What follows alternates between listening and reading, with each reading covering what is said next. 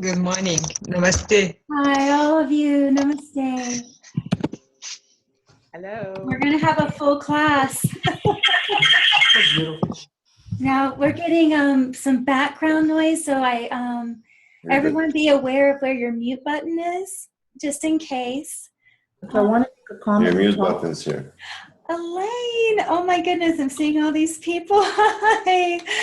Oh, all of you, I'm so happy you're here. Wow, thank you so much for joining. Elaine, I can't hear you. I think you're trying to talk and you're muted. Oh, okay. I just know that you needed to see my video, so I'm going to mute and. You're welcome to show me your beautiful face. Everyone's welcome to keep their video on, turn them off, whatever. I'll be sharing the screen to share the lesson. Hi. Hello. Good morning. I know we're waiting on Dr. Arjun Paidi. Oh, there he is, and Aditi. We'll wait a couple minutes for everyone to get tuned in.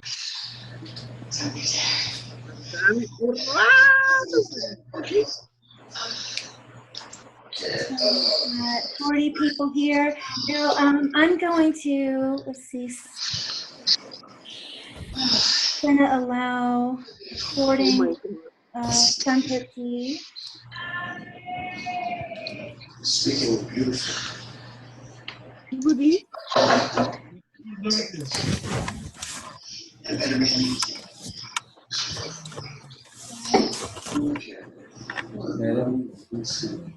Oh, we have a full house here. Yes. Okay. I'm allowing. Yeah. Can you actually mute everybody? So that only the speaker. Yeah. So the background noise. We don't have the background noise. Yes. If it will give me that option. Yeah.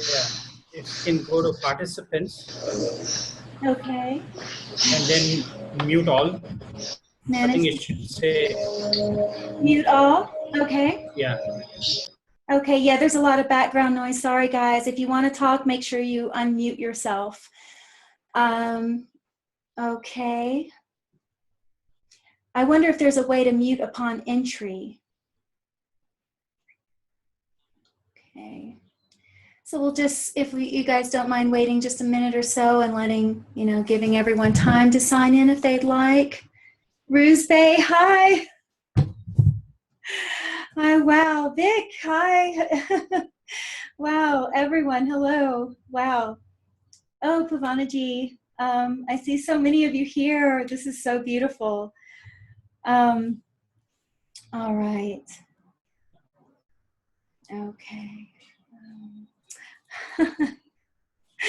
Hi, so nice to see your beautiful face. It feels so weird because I can't hear any of you guys.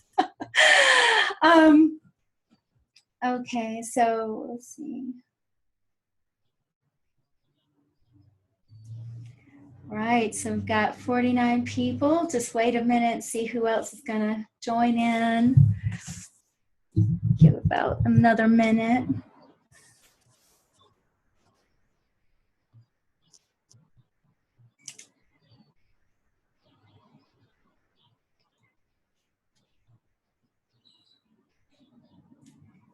Wow, okay.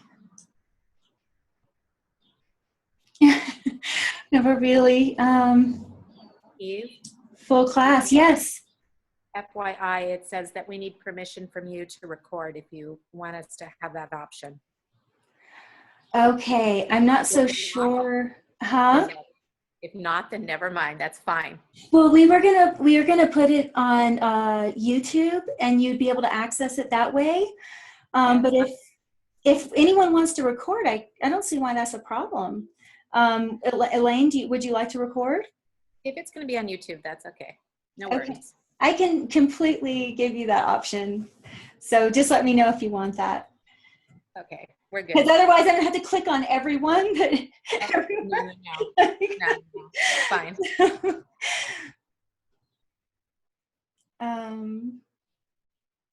Okay. All right. Well, we've got a lot of chats here. Okay.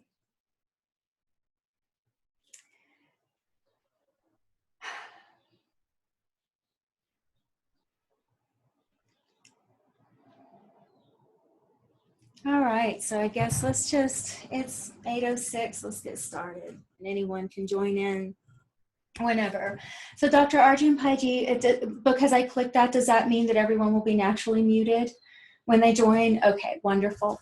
Yeah, they can unmute whenever they want to, so that they can join the session. Okay, wonderful. Okay. Okay.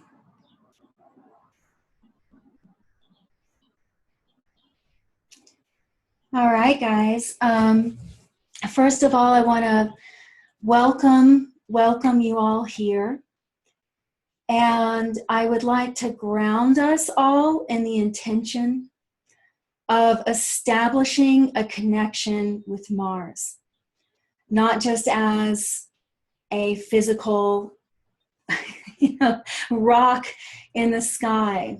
But I really want us all to take a minute and try to connect our deeper intelligence with who and what Mars really is. So in this class, this is just a little preview class, and it's going to be very simple, very basic. We have a presentation. The four of us will be contributing to that.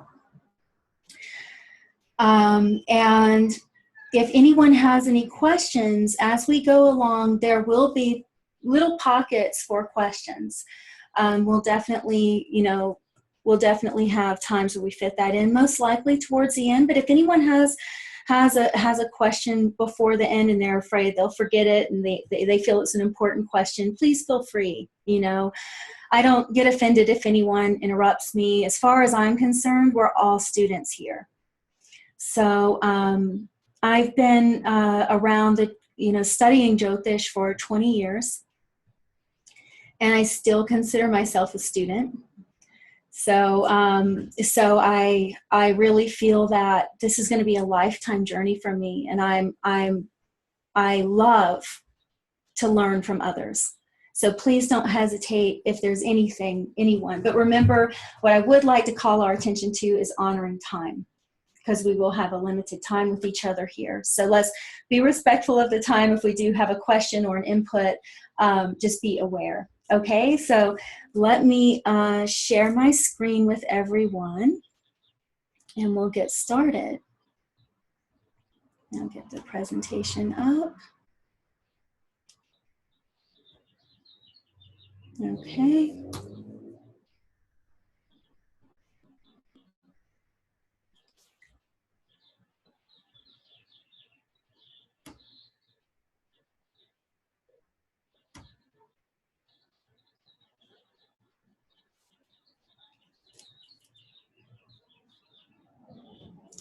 Okay, and Dr. Arjun Paiji is going to open the session with a mantra to Mars.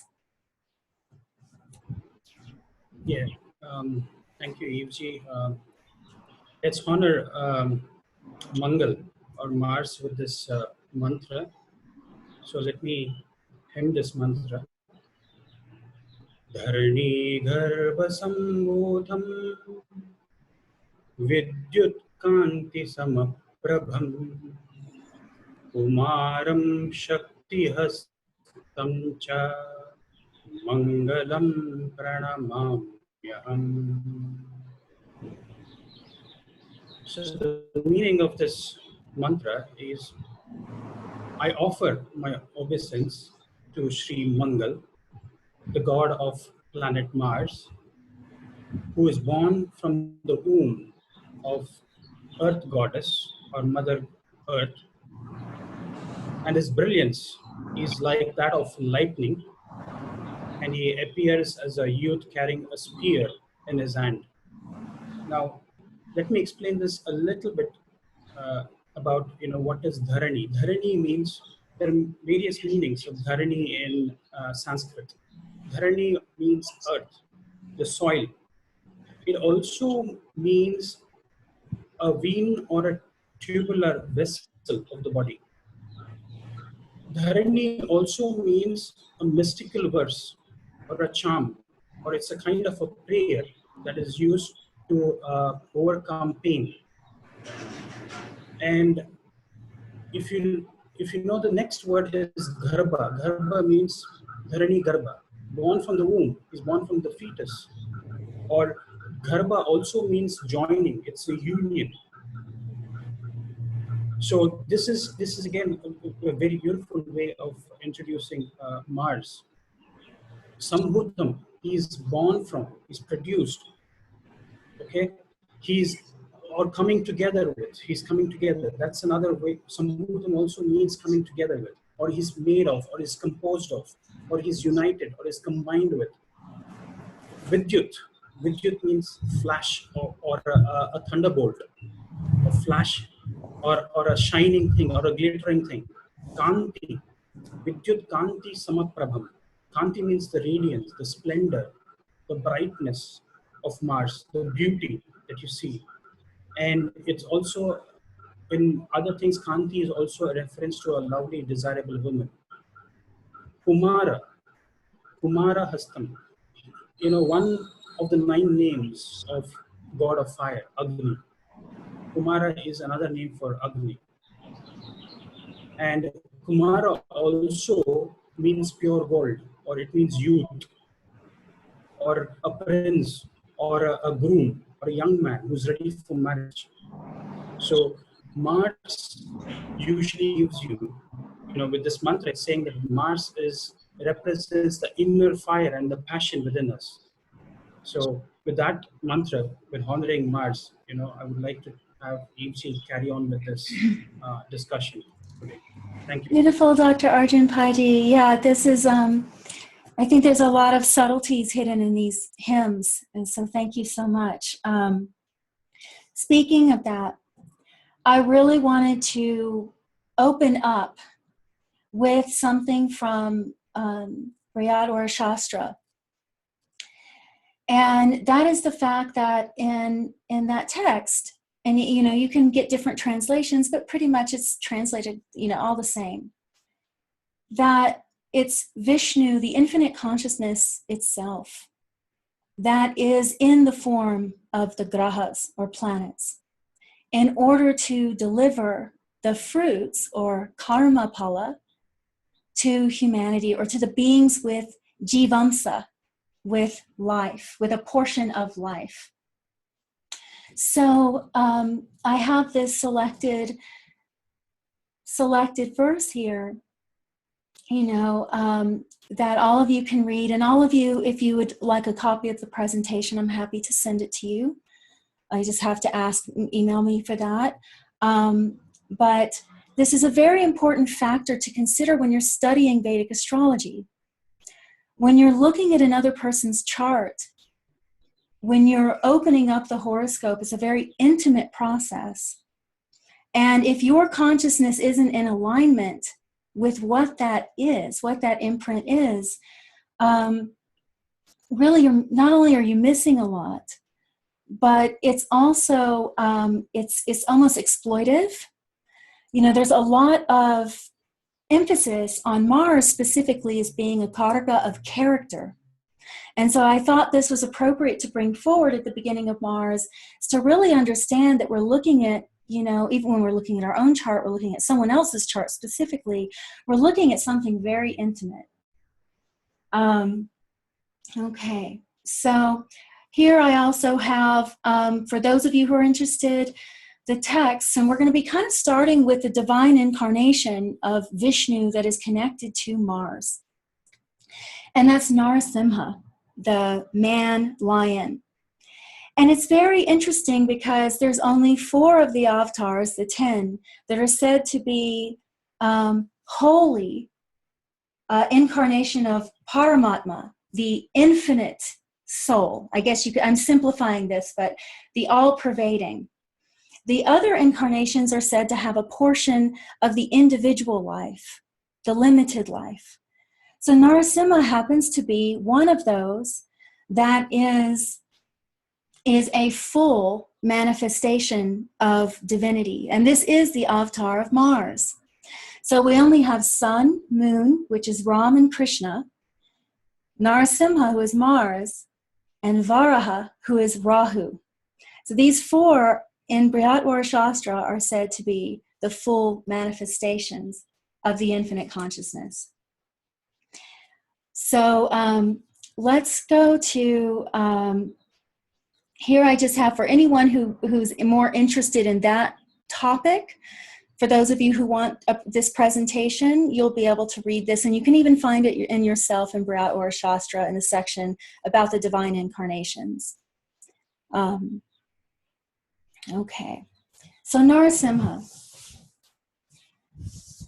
In this story, we find, and storytelling is a big deal in learning Vedic astrology.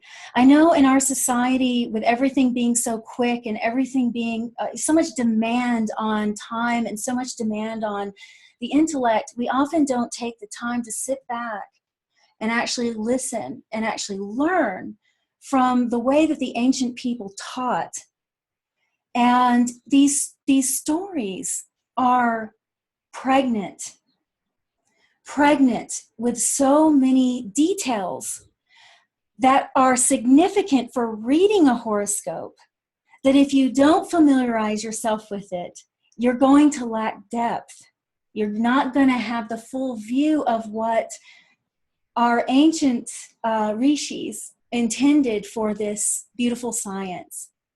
So to honor the integrity of that, I wanted to bring up Prahlad, because in this story, Prahlad was a devotee of Vishnu, okay, and he was a boy.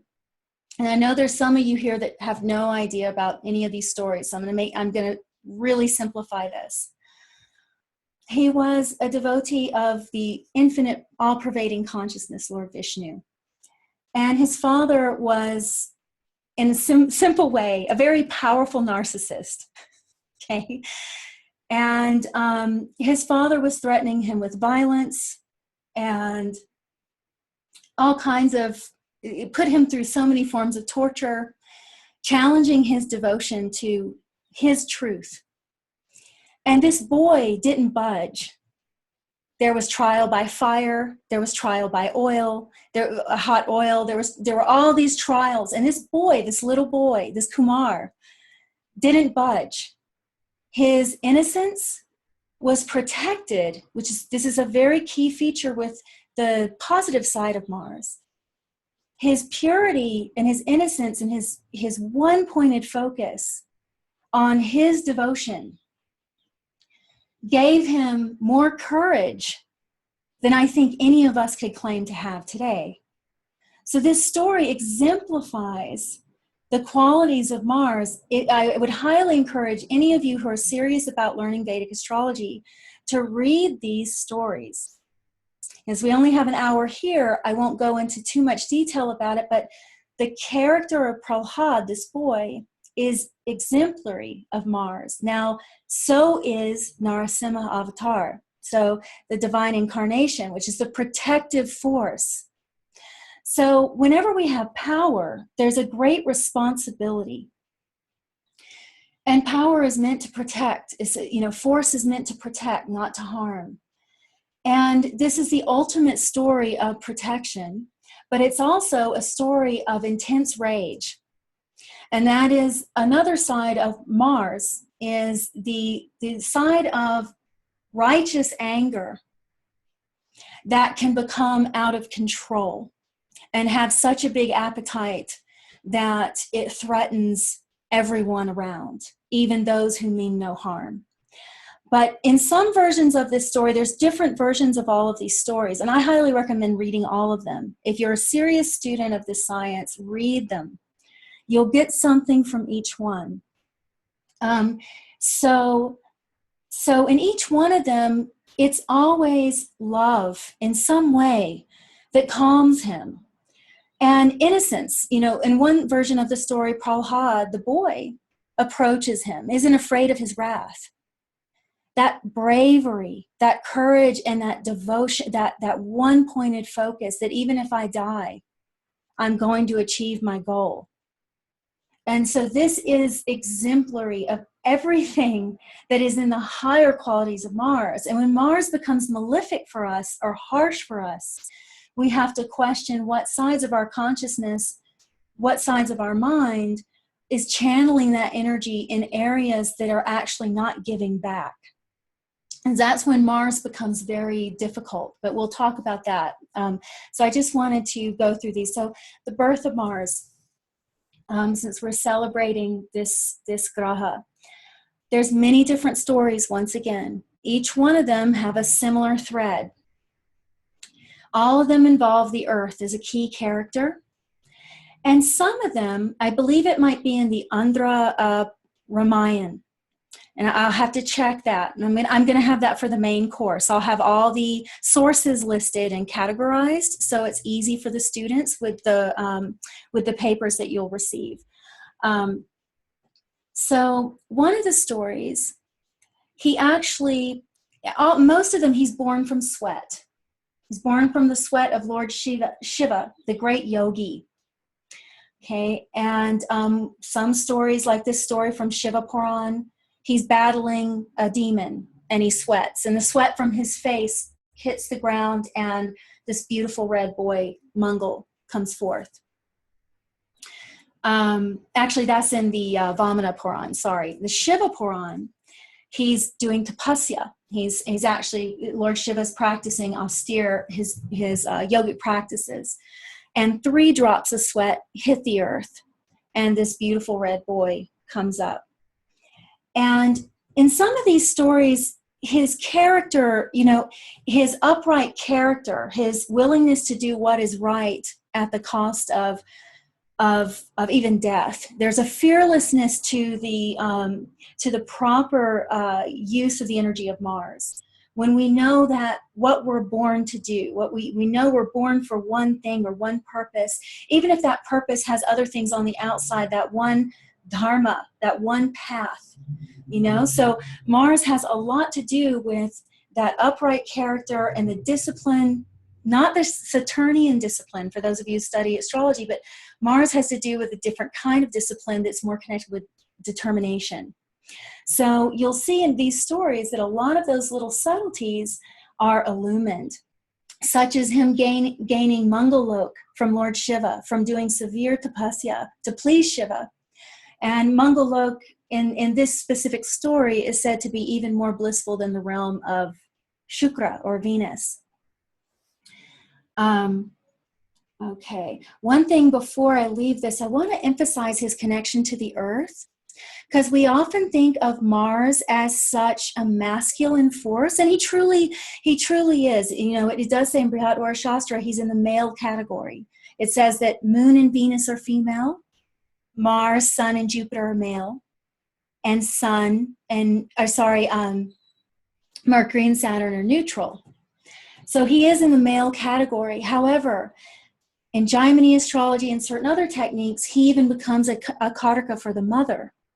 You think of the disciplinary actions that a mother has to take to steer her child away from doing those things which may be harmful for them, or the protection that you might shield your child with, the kavach, the shield. That's all Mars. You know, so we find Mars naturally present in motherhood. We also find Mars naturally present in Shakti, in the goddess, and you hear the mantra. You know, I know Shakti is referred to as a weapon there. You know, Shakti Hastaya. You know, Shakti in his hand, in his grasp. But if you read some of these stories, you start realizing too that in some of them he's blessed by Shakti, specifically the fierce forms of Shakti. That wherever she is pleased, he is pleased. And wherever he is pleased, she is pleased. So especially her form Chandika, which is a very fierce form. So he achieves this blessing from her, as well as sharing one of her names, Mangal or Mangala, which is auspicious. I mean, that's a simplistic way of interpreting that, but it's very significant. We should not separate Mars from the feminine. There is a side of Mars that is very much present in the feminine. Especially look at a mother bear in nature. She's not going to let you get next to her cup. It's actually dangerous. So this is, you can see how in all these areas in nature, even though it's called a masculine force, it does come in through the earth as well. And Mars becomes the protector of the earth in this role too. Mars becomes, in some ways, the protector in the positive sense, and I could also see in the darker sense, even the exploiter. So, and we'll get to some of that. So here's some of the descriptions that we see associated with Mars in some of the classics. I really simplified here because in the main course, we're going to go much deeper. You see Mars rides a golden chariot, which is born from fire. His chariot is hauled by 8 red horses. And that's not the only place that that's said, 8 red horses specifically. Mars has blood red eyes. That's said very commonly too. And think about the things that give us blood red eyes. Like those of us who have great determination to finish something and we stay up all night and do that. You get blood red eyes. Think about in the army or military when you're battling or you're whatever you're doing, you're protecting, offense, defense. You can't sleep. You have to be on the move. These things that give us red eyes. Anger can give us red eyes. Passion, lust can give us red eyes. Insult, the insult of arrogance can give us so-called red, the red energy. So these are all indications. This blood red eyes is very important to understand what Mars is in a horoscope as well. Someone's prowess, someone's ability to really just go the distance with one pointed focus. You'll see a lot of indications of that.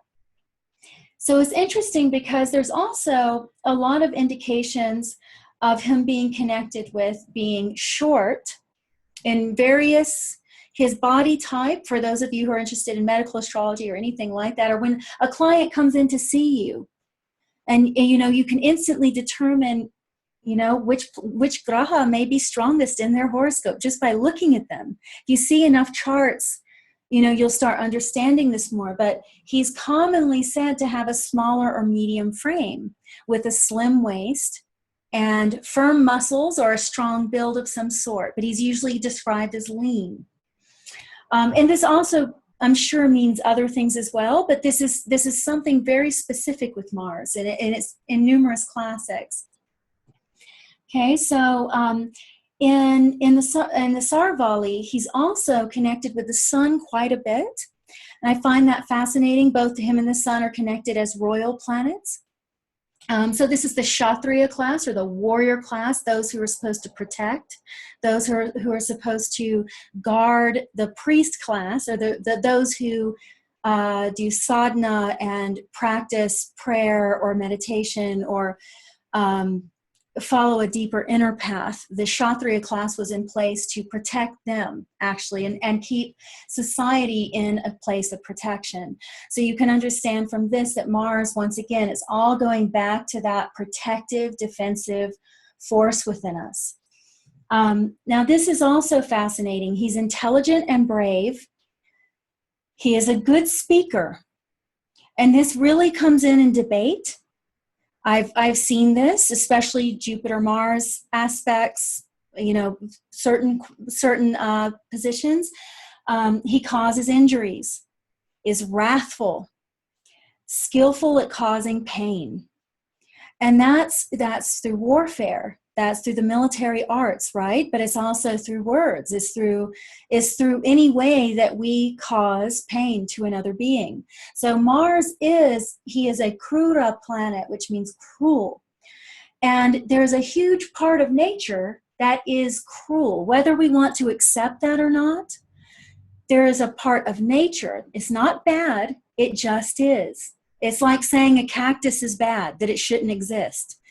That is ridiculous. We need that part of life that gives us fine-tuning and that challenges us and tightens us up and helps our alignment. So you can see through the names of Mars and the descriptions of Mars that he is that planet. Okay. So here's some of the things I've been kind of touching on. So personal karakas are indicators in a horoscope.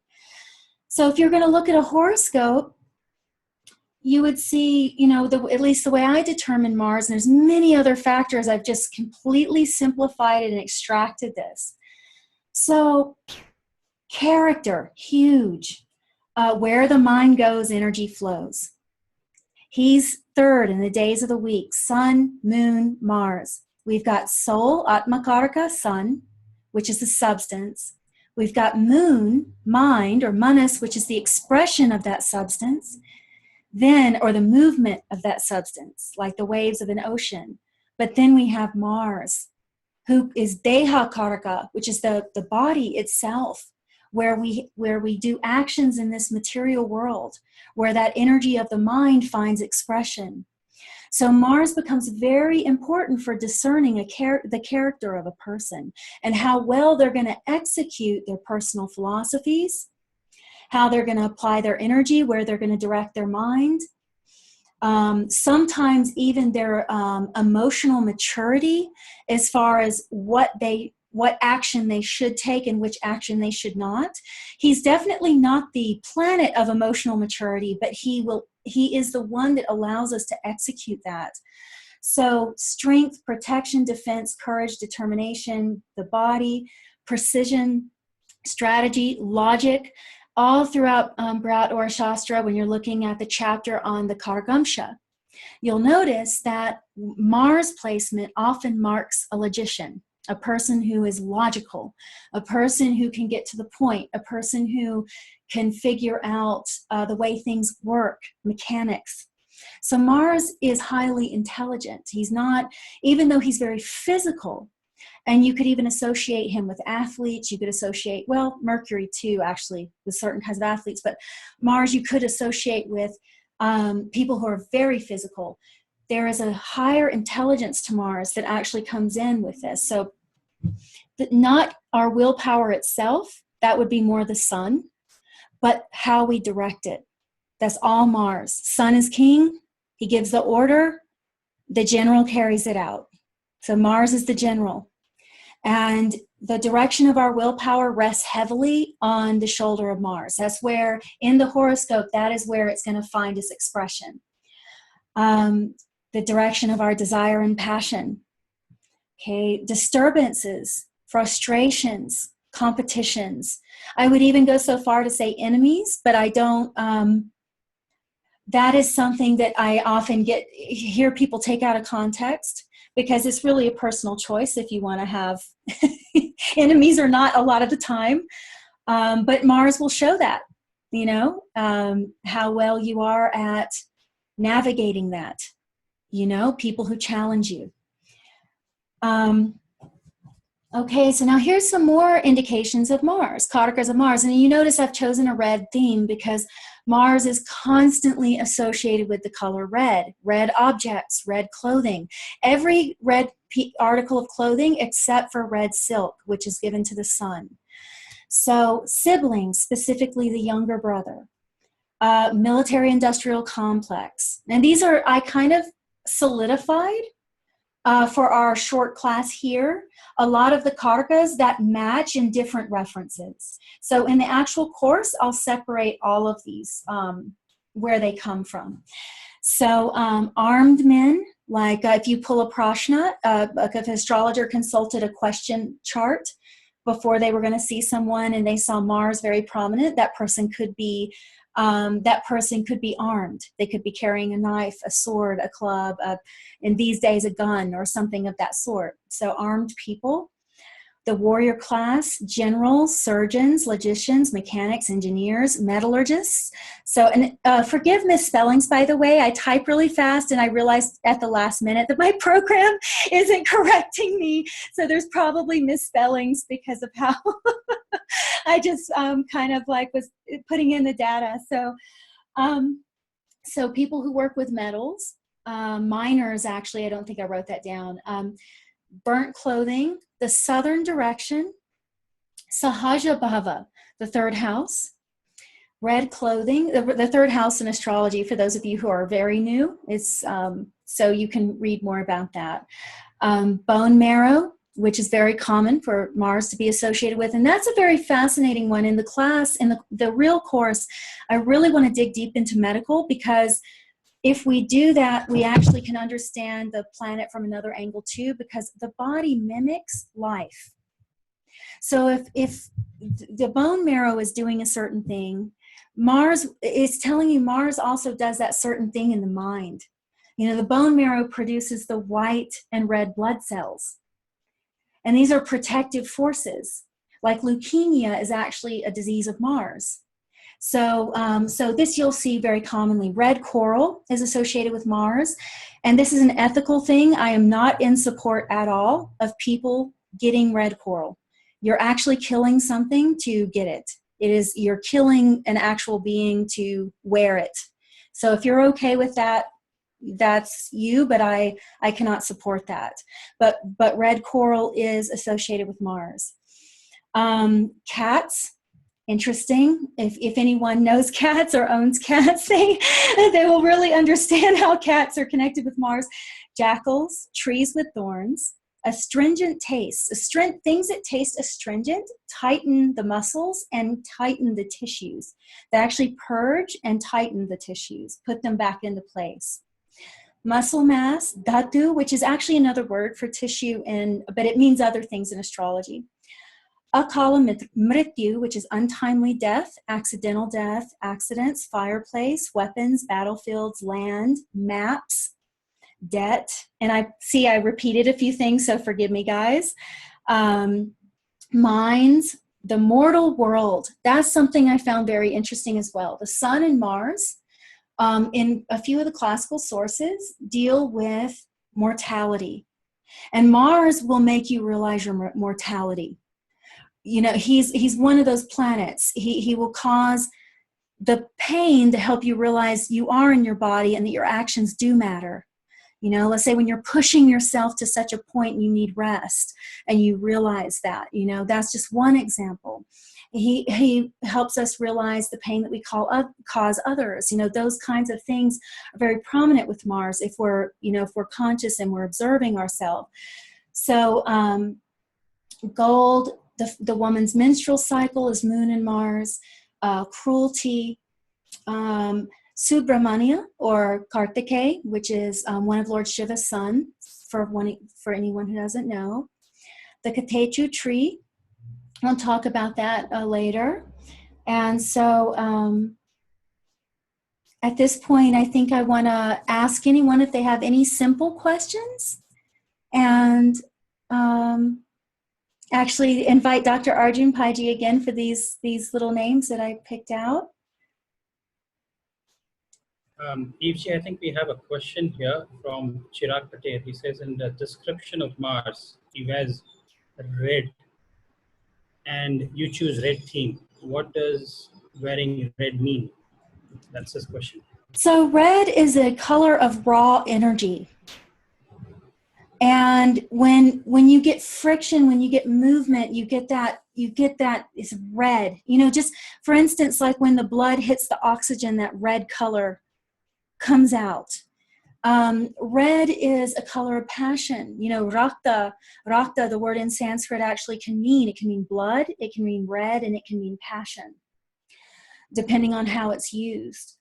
So Mars, for some reason, you know, throughout all the classics, and I mean, if you really understand from the beginning, let's say you started with the foundation of the sun, and then you learn about the moon, and you understood who Mars was coming after them, it would make a lot of sense to you, because as soon as you get movement, you get energy. And Mars is really that pure energy. So the soul, the substance, it just is, without movement, without time, without any need for anything else. It's completely independent. That's the sun. But that mind, that mental energy, the manas, gives movement or expression to that personality. Then after that, you get the red color. You get the energy. You get Shakti, actually. So this is how connected Mars is to Shakti. If you notice, a lot of the forms of the mother or the goddess are dressed in red. You know, look at the bride. She wears red. It's a color of fertility. So it can be just as much of a color of aggression and anger as passion, desire, and all of those things. So it's really giving you an idea that Mars is this raw force. The other thing about it, which is interesting to me, is, and I didn't bring it here, which is the triangle. You're going to see this a lot. The pyramid shape, that is also the shape associated with Mars. And that also, all you have to do is just examine that shape and you'll learn a lot about Mars. It's one of the most stabilizing shapes, actually, the pyramid, but it's focused and it's well enduring. The weather, nothing wears it out. Actually, the pyramids of Egypt are only in bad shape because of humans. They would have weathered time because of their shape. They're all enduring. So I know we connect in astrology Saturn to endurance, but it's a different kind. It's a different kind of steadiness. It's a different kind of thing. So Mars is that shape of absolute focus. It also, the negative side of the triangle, the pyramid, is the person at the top, knocking down the other people so that they can never be, right? The competition, the dominating force of the male energy. So this is where we get the negative side of patriarchy a little bit too. So if you look at the moon, her shape is circular. Everyone sitting in a circle is equal, right? Everyone sitting in a circle can see each other. A lot of the old gurukuls, they would sit in the shape of the crescent moon, and the guru would be the bindu, right? The guru would be the dot in the middle, and the students would sit in the crescent because it's so connected and it's humble. With the pyramid, you've got one person at the top, and that's if that's not directed properly, it's dangerous. So this is that side of Mars that can become the dominating force. And the same thing with the color red. It has two sides. It's either pure energy, but whatever the mind decides to do with that pure energy and whatever the mind tells it to do, you know, it's really going to determine whether that pure energy is used properly. So I hope that I hope that answered the question. Yes, I think so, Evji. That was beautiful. And I just like to add, Evji, is I believe, red as a color is something that's also associated with, I think the wavelength of red color is something that hits your eyes. And that's why you see in the traffic light system, red is always, to slam your brakes. You know, if you're speeding. Gets your attention. Mars is, gets your attention. And then Mars is all about, movement and aggression and, and trying to, and that's why, red is just saying, take it easy, stop. Giving orders too. That's orders. The general, Giving, stop. Exactly. Yeah, or stop, here, yeah. Look here, the red, it's beautiful. Yeah, that's absolutely right. So you can see how these things are multidimensional, and that's why it's so important to study these things, because you get more from this, I feel, than if you just go, okay, well, Mars in my chart is this because I learned this on YouTube or I read this one book. You really want to go deep, because then you'll get all those different angles and you'll understand it from an inner level as opposed to just like a flat surface. That's beautiful, Dr. Arjun Paiji. I would love you to talk about some of these names. Yes. This is very beautiful. If you have to understand, Mangal, and this is what I have used and this is also would be given to you as a part of the course material, is the 108 names of, Mangal, or the Stotras of Mangal. And what you see with these names is, it's very interesting, because whenever you look at this name, Om Janardanaya Namaha. Okay. Now, what is Janardhan? Janardhan is another name for Vishnu or Krishna, right? But it also has another meaning. It says Ardhana. Ardhana means being agitated or moving very restlessly, or tormenting or distressing. And Janardhana actually means an agitated man. So that is the meaning of this thing. But whenever you look also at the other names of Mangal, he's also said Sukhine Namaha, Om Sukhine Namaha, which means one who brings joy. So it's not only about pain and disturbance and agitation. He also brings joy. He gives you, he's also called as Varadhaya Namaha, which means one who grants you the boons. And another name for Mangal is Om Sadhave Namaha. He is the one, the sadhak, who puts you on the right path. And you can also see that he's also said to be Vibhavase Namaha. Vasave Namaha, Vibha Vasave Namaha, which Vibha means one who has the luster of gold. If you remember the significations that Evji was talking about, she talked about gold. Mars is very strongly connected with gold, because they say the shining, the Vibha, and Vasave is a jewel, Vasu, or the jewel, or the bright light. Then he's also called as Om Tapasvini Namaha, which means who brings austerity, who brings devotion. And other names of him also says, he's also called as Om Nakshatra Rupaya Namaha. And there's another name in the Astottara Sutanamavi. It's also called as Nakshatra Chakra Shankarane Namaha. Yes. Nakshatra Chakra. Chakra means he's rotating, he's transiting, Shancharine, through, in a circular form, through all the nakshatras. That's a beautiful thing, when you talk about Mangal. And he's also called as Tarakaya Namaha, Taraki Kaya Namaha, which means he's a logician. He brings logic. And the beauty of Mangal, as Evji was saying about the color red, he's also associated with the bone marrow, and bone marrow actually produces the red blood corpuscles, the RBCs, and that's the redness which comes to your blood. So he is, the fluid in your body, which the blood, which takes all the nutrients across. So he nourishes you also, Mangal. So these are, you'll get all these different names, and that's how you will understand about what Mangal is all about when you study the Astottara Shaktinama. So that's Thank you, Dr. Arjun Paiti. Beautiful. Yes, some of these names. So here's where we get to a controversial subject. So I just want to address that right away.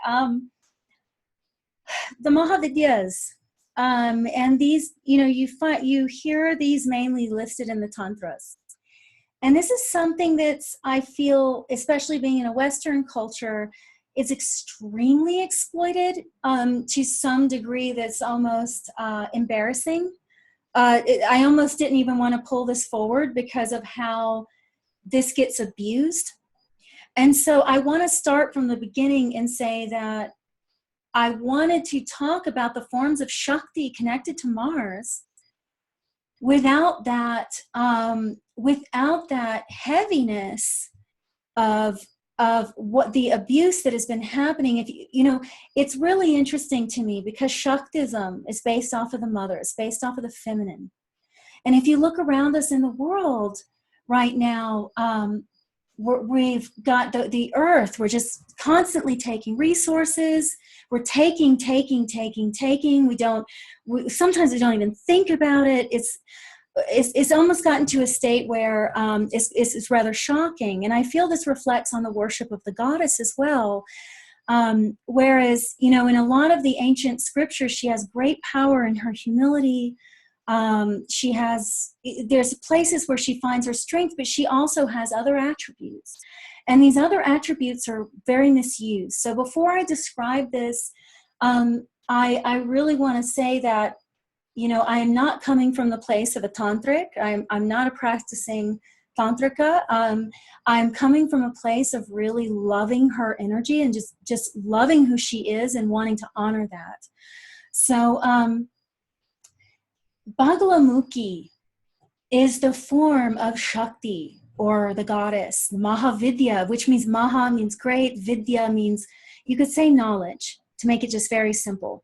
Wisdom. You could just make it very simple. So she is a very interesting form of Vidya. She being connected to Mars, you can already imagine that there's some force here. She is a very intense form of Shakti. Now, what's interesting about her is that mostly people nowadays worship her to protect them from accidents, which is a Mars thing, to protect them from injuries or cuts, to defeat their enemies or to win in a court battle, and to stop people from talking bad about them. Okay, now this is all very superficial and I don't recommend. It's kind of like using your own mother for that. So I'm really not, I want to be able to talk about this without supporting what's currently happening with this stuff. So she really, on a higher level, you see the image of her, she's got the tongue of this demon or this warrior here. And in a lot of the pictures, she has a club and it's going to come down on the tongue, And so this is the constraint before the release of speech, right? Speech is a weapon. So, she is very interestingly connected here with Brihaspati, Jupiter, even though she's supposed to be worshipped for Mars as a remedy for Mars in the horoscope. You worship her on the day of Brihaspati. Not only because Brihaspati gives us the proper understanding of these kinds of forces. He controls Rahu, right? So he can control these malefic forces. Not only that, but also because Brihaspati is also Vachaspati, the Lord of speech.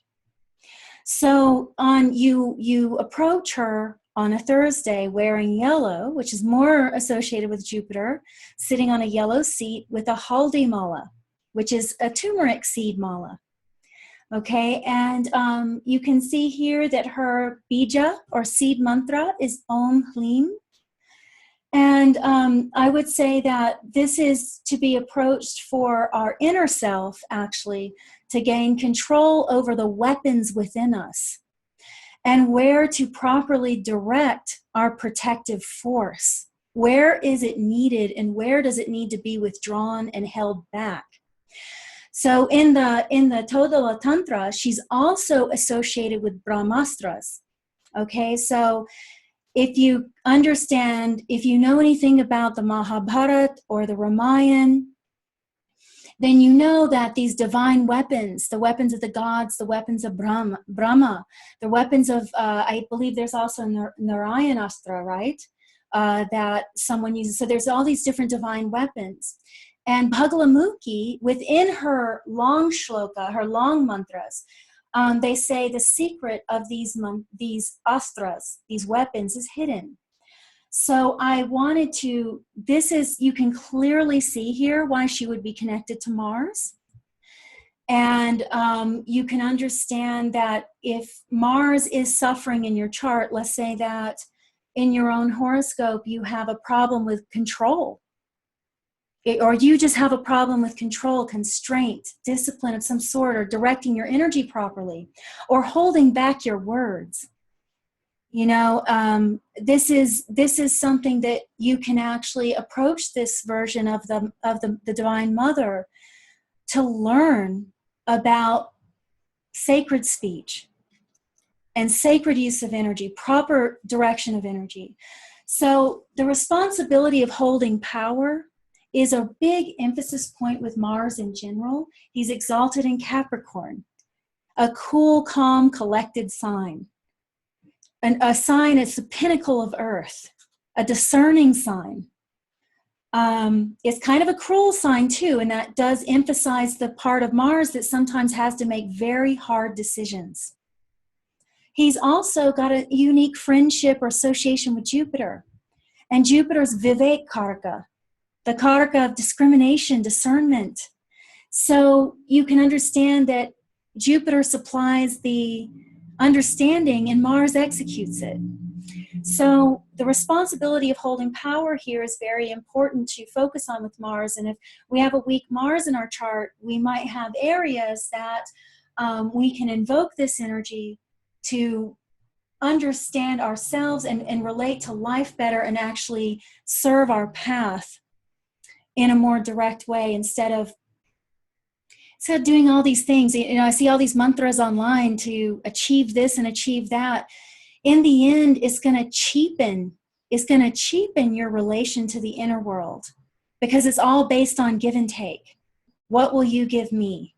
You're not developing something deeper when you do that. So I just wanted to say that with Bagalamukhi because that's so important with her. She's such a powerful force. So I have this little quote down here that's from Bhishma Parva in the Mahabharata, where it's a very interesting just a quote about how Mars he's seen as more of a malefic force in many cases than even Rahu and Saturn.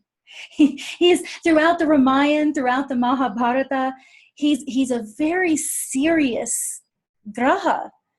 And you'll see that even in the Ramayana, King Dashratha, when he's talking to Ram, he also says, because of the position of Mars in my chart, I know that some tragedy is going to befall me.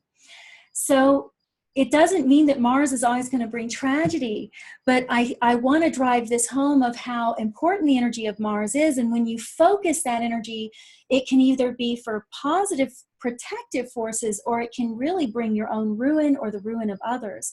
So this is an energy that we have to be very responsible with. So hence, simple fact of one of the reasons Mars would be exalted in Capricorn, one of the many reasons. So for those of you who are very new to astrology, the planets' own signs, the Rashi, or they have places that they live, let's say, that they're more comfortable in. And for Mars, it's Aries and Scorpio. And Aries, it's interesting because Aries, well, we'll get into that in the main course. But Aries and Scorpio are the main signs of Mars. He's exalted in Capricorn. He's said to be debilitated in the emotional sign of Cancer, right? And the Drakna divisional chart is important for Mars. So before we move forward, does anyone have any questions? One question is that the quote is very interesting. What does it mean by Mars wheels towards Maga? Even I had the same question in that Bhishma Parma quote. Yes, so it was a very interesting quote to me too, and I was thinking that some people attended that practice astrology would find it interesting because he's expressing that Mars is actually aspecting Brihaspati as Brihaspati is moving towards Shravana. So there's a lot of emphasis on them aspecting each other in movement, right?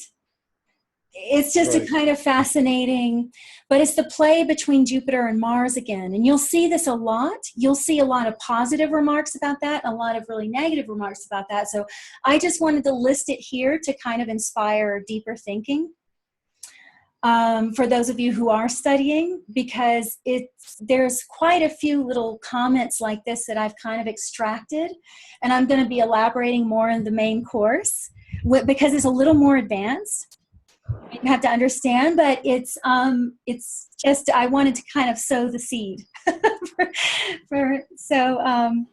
Any other? I was just wondering, if that statement of the Mars wheels towards Maga, is it a reference to the debilitation point of Mars and then moving from Ashlesha of 27 degrees, The Gandanta moving into point. the Gandanta point, and then moving into Maga? Is there a reference behind? I'm just wondering. See, and that I want to go into that in the main course because you can even consider Gandanta without the Rashis actually just moving between those two nakshatras that start and begin a cycle, because those completely end and begin a cycle. But I actually think yes. Beautiful, Dr. Arjun Paiji. So any other questions? Thank you. Yeah.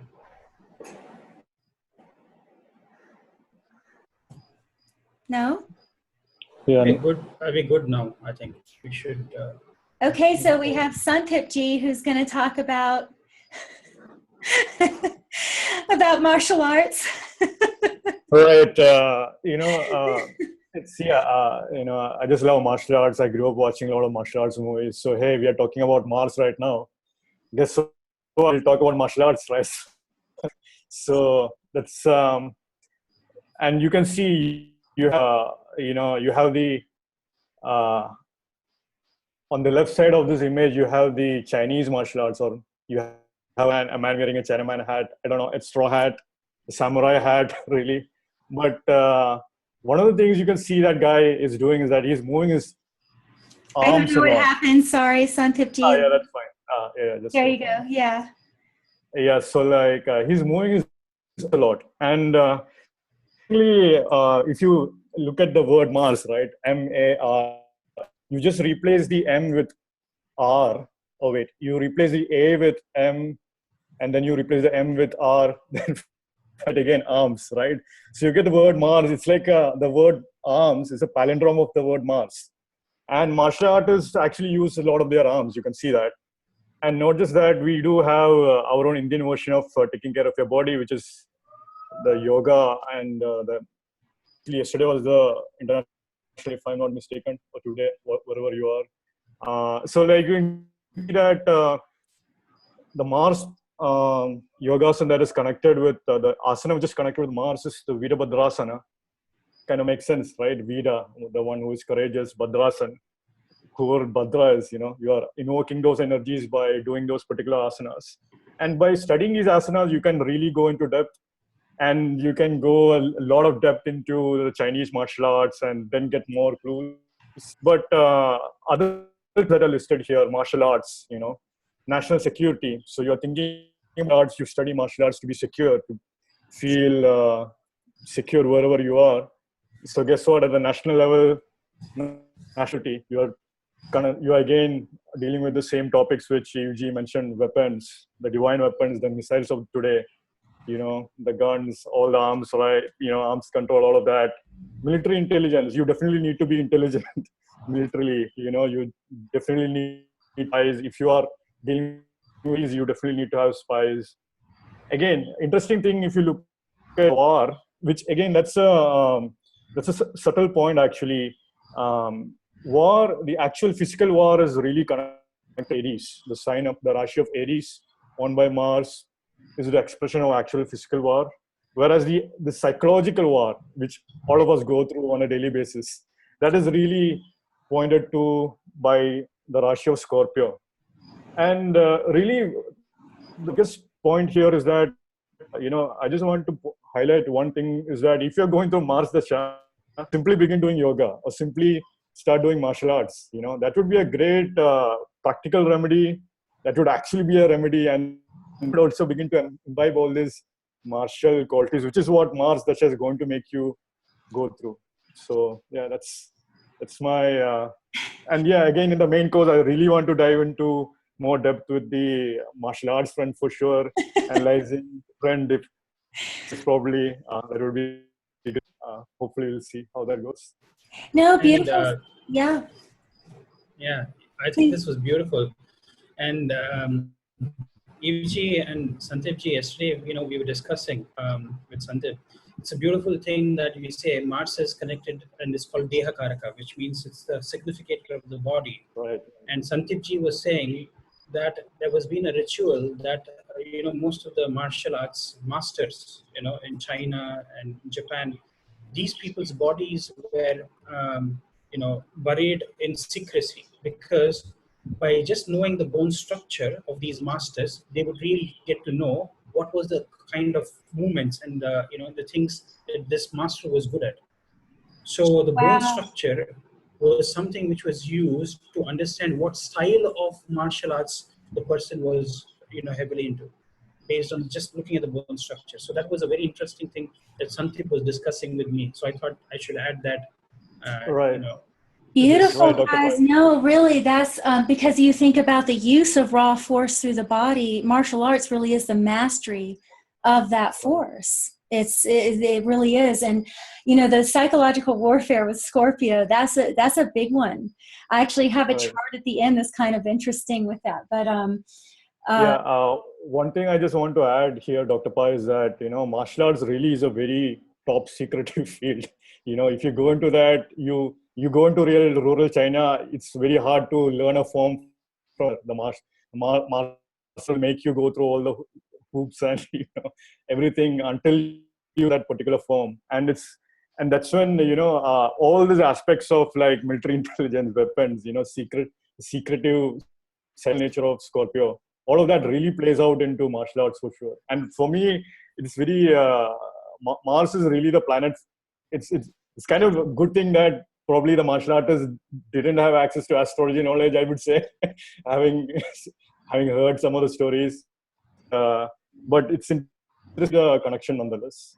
So that was a interesting connection of seeing how that master's bonds, you know, could be used to decipher the martial energy. That was wow. really interesting. Wow. You know, I have to mention here before we move on, I can't see all the comments. I'm not really savvy with this program, but I saw that Vic G had mentioned about the Mars moving towards Magha. He had a very interesting point about Magha Nakshatra with royalty, because what I extracted that from was actually a place where Dronacharya was talking about the downfall of the Kurus. And he was predicting the downfall, the destruction of the family. So it's the royal family. So that honestly, Mars moving towards Magha, that was actually a very good insight. I just wanted to say that for all the students in case they didn't see the little chat thing. Okay, so let's go forward.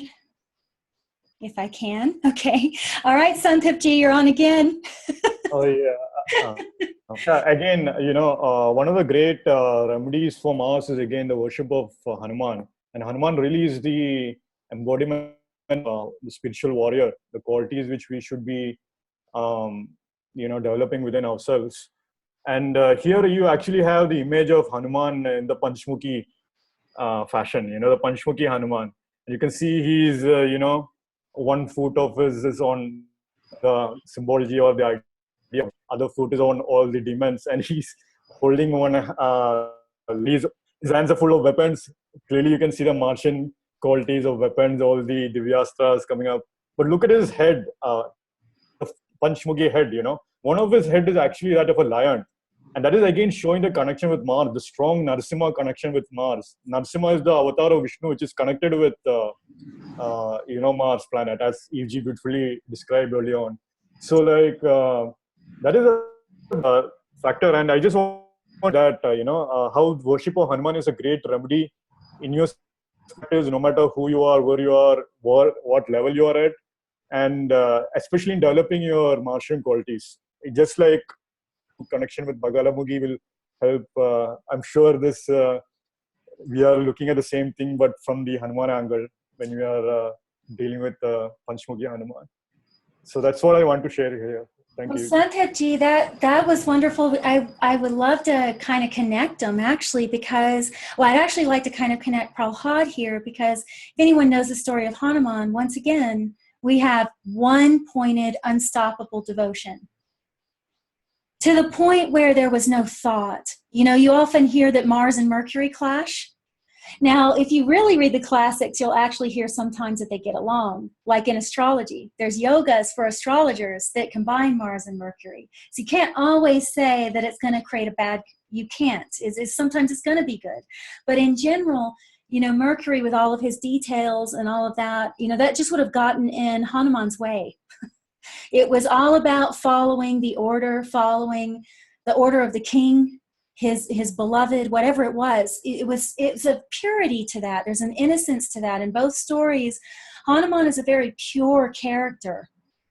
Even his fasting, how, you know, there's a story of him fasting on the Tulsi leaves. You know, he's very, anything that Ram says that he can do, he does. He brings a mountain.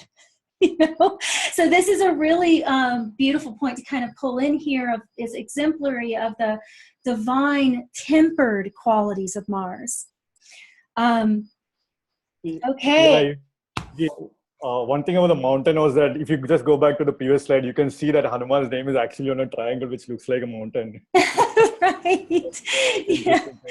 Where he brings the herb to heal Lakshmana, right? So it's, Sanjeevani Bhuti. yeah, Yeah. beautiful.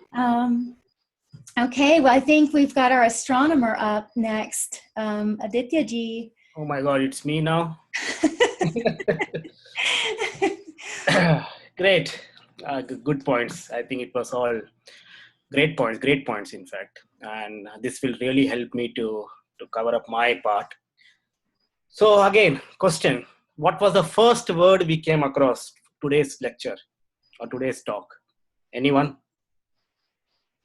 Mars. Okay, the Bhaumya. first word of the first line. Yeah, it was Bhaumya. that. Yeah, Dharni Garbha Sambhutam. So Yeah. it's like Dharni means earth, Garbha, womb, Sambhutam, I don't know. Sambhutam is like, comes from similar to word of Saput, you know. So it's like the son of earth. So when you say that Mangal is, or Mars is the son of earth, many qualities should be resembling to the earth. So sorry. I don't know why it's doing that. Okay, it's back. Sorry about No that. problem. So we will see astronomically how the qualities of Mars and Earth are so closely matched. Like here I give properties. Mars is like about the weight of the Mars is about 10% of the Earth.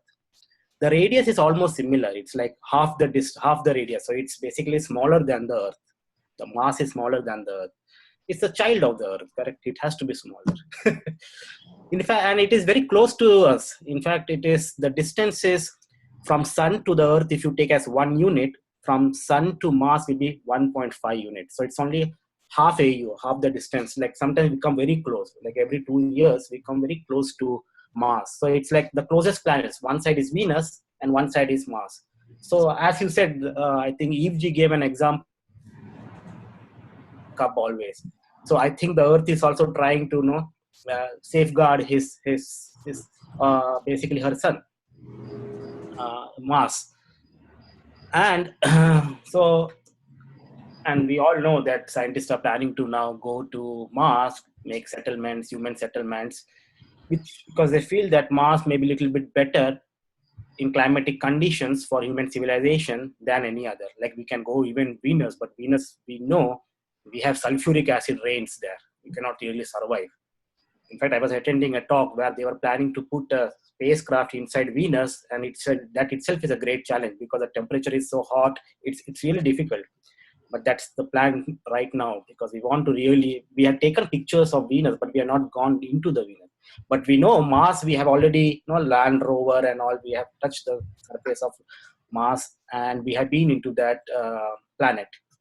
So easy accessible, very not that friendly, but still friendly, I will say. We may have plans to go for future, but that's why it's very similar to Earth. So that's why it's called Dharni Garbha Sambhutam. So that really fits well. And if you see the rotation period, Earth takes 23 hours, 56 minutes to go around. That is the day period of the Earth. Mars takes 24 hours, 37 minutes. So that's again, it's almost similar. So and you saw the rotation period of Venus is 243 Earth days. So Venus takes really, rotation period is 243 times that of Earth. So Venus, though very nearby, very similar to Earth, but still has got many properties, way different from Earth, but Mars has very similar properties because it is a child of Earth. Beautiful. Anyone? Aditya ji, I actually would like to ask you a question for the students, and maybe I'll learn something too. As someone, I'm seeing the chat, but I can't keep up with it. So, I saw someone mention Grahas Sutras by Ernst Wilhelm. It's a very good book. I'd recommend it to all the students. It is excellent, excellent book. For planets, for basics, beautiful book. But he kind of pulls forward some of the names of Mars that are associated with his erratic movement. And he has a very specific movement through the sky, through appearance, right? Of course, like when we look. So he mentions that even though Mercury and Moon move faster, or Mercury and Venus technically move faster, Mars will have these sudden bursts of energy, and he has names that are associated with that. So I was curious if you could talk a little bit about that and help me understand that. I'm sure the other students from Yeah, your point it can be. So you're saying that sometimes there can be a very fast movement of Mars. forward, yeah. Yeah, so that may be because what happens is, just consider what is the maximum speed of a train. Say in US, what is the typical speed of a train? Any numbers? Come on, some people should type numbers. I know. I don't know, 50, Yeah. 50 miles per hour. I don't know. 50 miles is 80 kilometers. Amtrak goes like 120 kilometers. I think 65 miles. Yeah, that is a typical. What is the 65 speed miles. of a plane? 1,000, Aeroplane. 100 miles per hour or something. I've got somebody write, 120 kilometers per hour. People are answering 65 good. miles. Yeah. It's around 100 kilometers or 100 miles for train. Yeah, For plane, it is around 700, 800 kilometers or maybe 500 miles. That's a typical. So it's around 5-6 times much higher. Now, when you see in the sky, the plane will move very slowly because it's very far away, and you can see so the objects which are very nearby, you see that going very fast. So similarly, when Earth and Mars sometimes can happen that they are very close by, you can see that the Mars moving very fast. But Mercury and Venus can be far away. Still, it is moving fast, but because of the apparent, it's all about the apparent motion. Yes. Okay. It's all Thank about you. the apparent motion. Thank you, Adityaji. Are you ready for your next slide, or do you have more on Yeah, that? no, that's fine. That's fine. Yeah, I think people were correct. Some said 800 kilometers and also, yeah. So it's like around 500, 600 times more faster. yeah. There's a train in Japan. It's 330-kilometer bullet train, right? Japan is 330. Yeah, last time I came from Washington Amtrak. It was around 80 miles. So, but definitely, flight. We have supersonic flights and all. So now here is a little bit issue which we all said till last. All sections were like Mars was like a reddish color and all. I think I will ask the audience that how many of them have seen Mars through telescope? Mars through naked eye. First of all, how many have seen Mars through naked eye? Yeah. Reddish orange. Reddish orange. If you see Yes. Mars through a telescope, is there no one has seen from Mars through telescope? Come on, we are all astrologers. We need to study astronomy, man. Yeah, guys, get outside. Yeah. Get off of these programs. Get outside and actually look at the sky. Really. Yeah, Vic Dikaraji mentions but not a good telescope. I have seen Mars via telescope. Yeah, I have once had the observation. So if you see a telescope, if you see the disk of the Mars, it looks like not like exactly reddish. It's an orangish reddish. Little not like orange also. Little when the iron rusts, that color which you get. Can you take me It's one called, slide? I think, copper. I think Aditya, that's what they mentioned in one of the names of his called. He looks more like the copper. Copperish. Colored. Copper, Yes, copper they do. color. And Yeah, burnt. that- Sometimes they'll say Burnt. it's molten Burnt. or burnt. Molten. Yes. Correct. If you all want to see what exactly Mars looks like, go one slide back. Eve G, can you do that? Yes. This is what Mars looks. So you can see the color. How is it? It's And not in like the reddish. sky, in the sky, when you actually look at him, even without a telescope, if you locate him, just like if you do Venus, you'll notice that Venus changes colors. Venus will change. Just meditate on it. Find Venus and do this. Just try. You'll see that Venus changes colors. It If you changes find- its face. That's true. Yes, It's and here, then you can see if the you look face. at It's not like Mars- this circle. Yeah, if you look at Mars, it stays like this golden, coppery, Correct. warm, reddish color. Correct. Yeah. So it is like little bit not like deep blood red or deep reddish, but it is like little bit orange, little bit lighter version of red.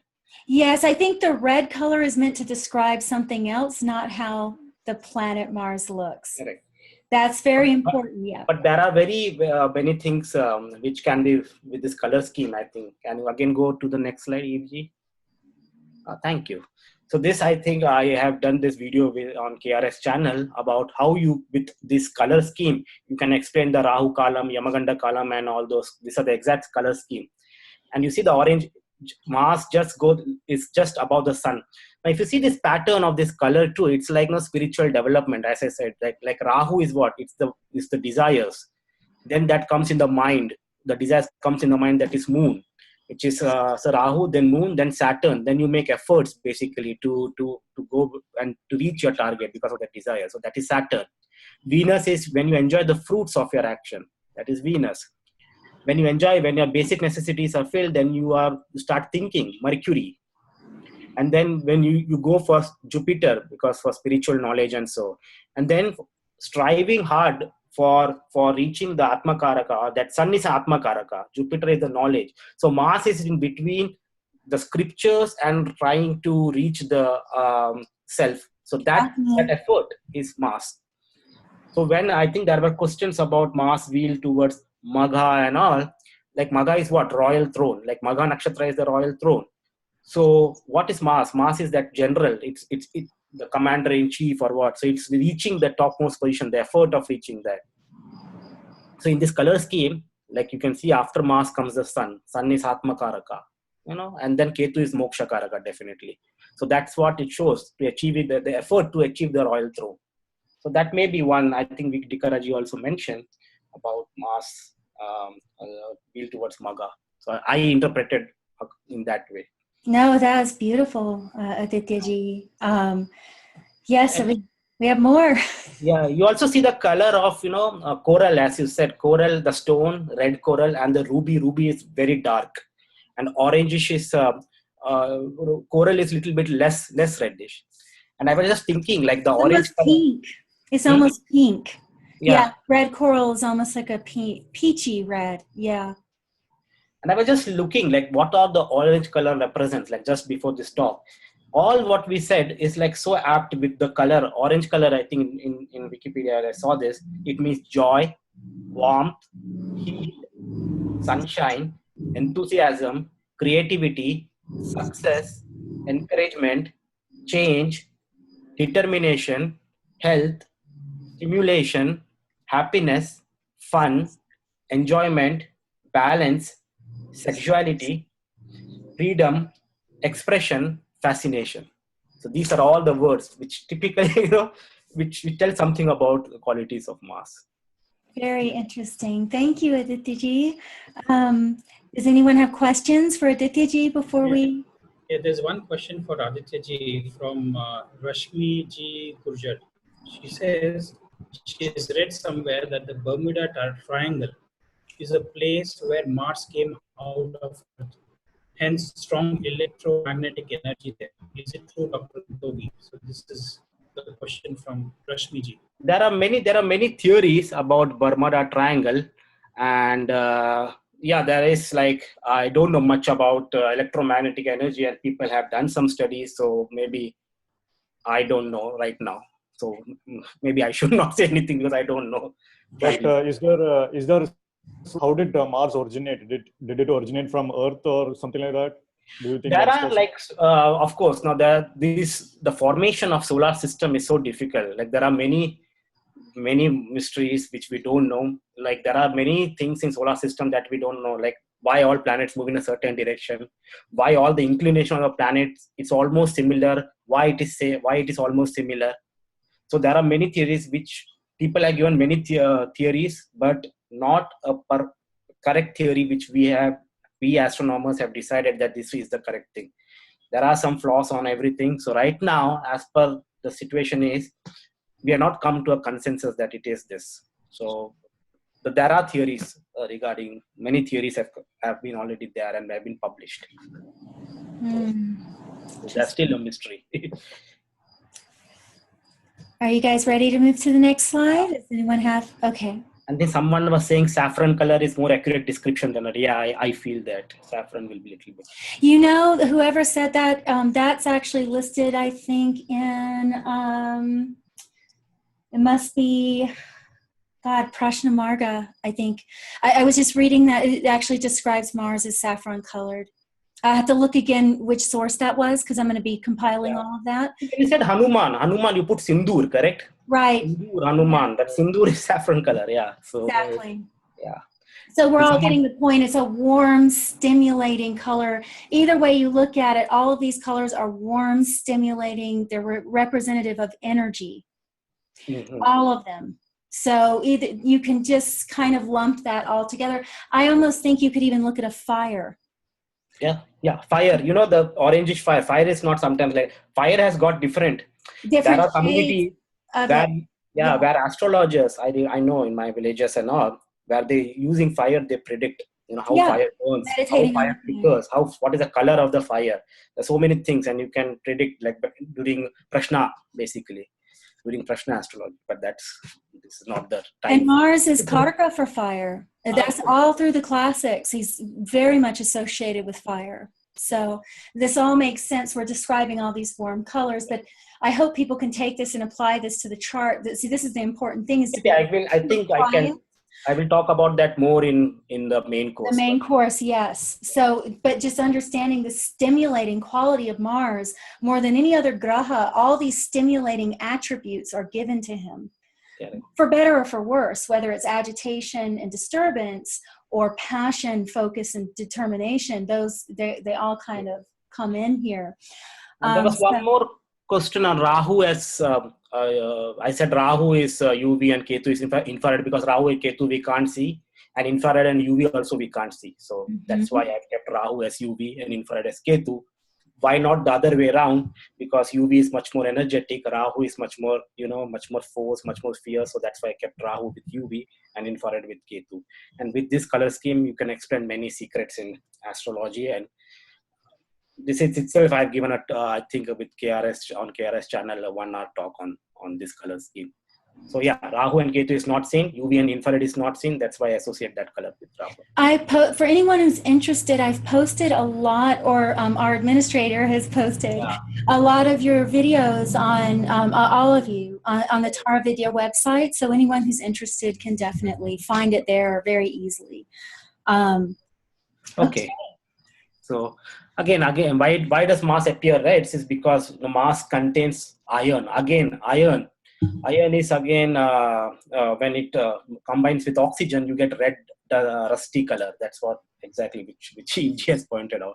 Storms carry dust into the atmosphere, and because of there are like sometimes we have to shut off the telescope. Like you must have seen this Red Rover and other things we have to keep, because there is a huge wind coming. There are like climatic patterns even on Mars. So because of because there is no such vegetation or nothing, when the wind comes, it blows away, and our instruments has to be shut down because of that. Because it can spoil it can have a serious impact on the instrument. So we have seen this pattern, and then we shut off for like few months to safeguard it from this storms. Wow.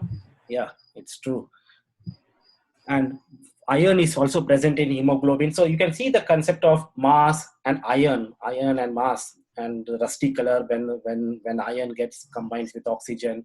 And also in the hemoglobin, which we mentioned that Mars is associated with the blood, and in blood what we have, WBC, RBC. WBC is what? Fighting against all pathogens and all viruses and all. So it's a fighting. What is Mars? Commander-in-Chief, fighting. Yes.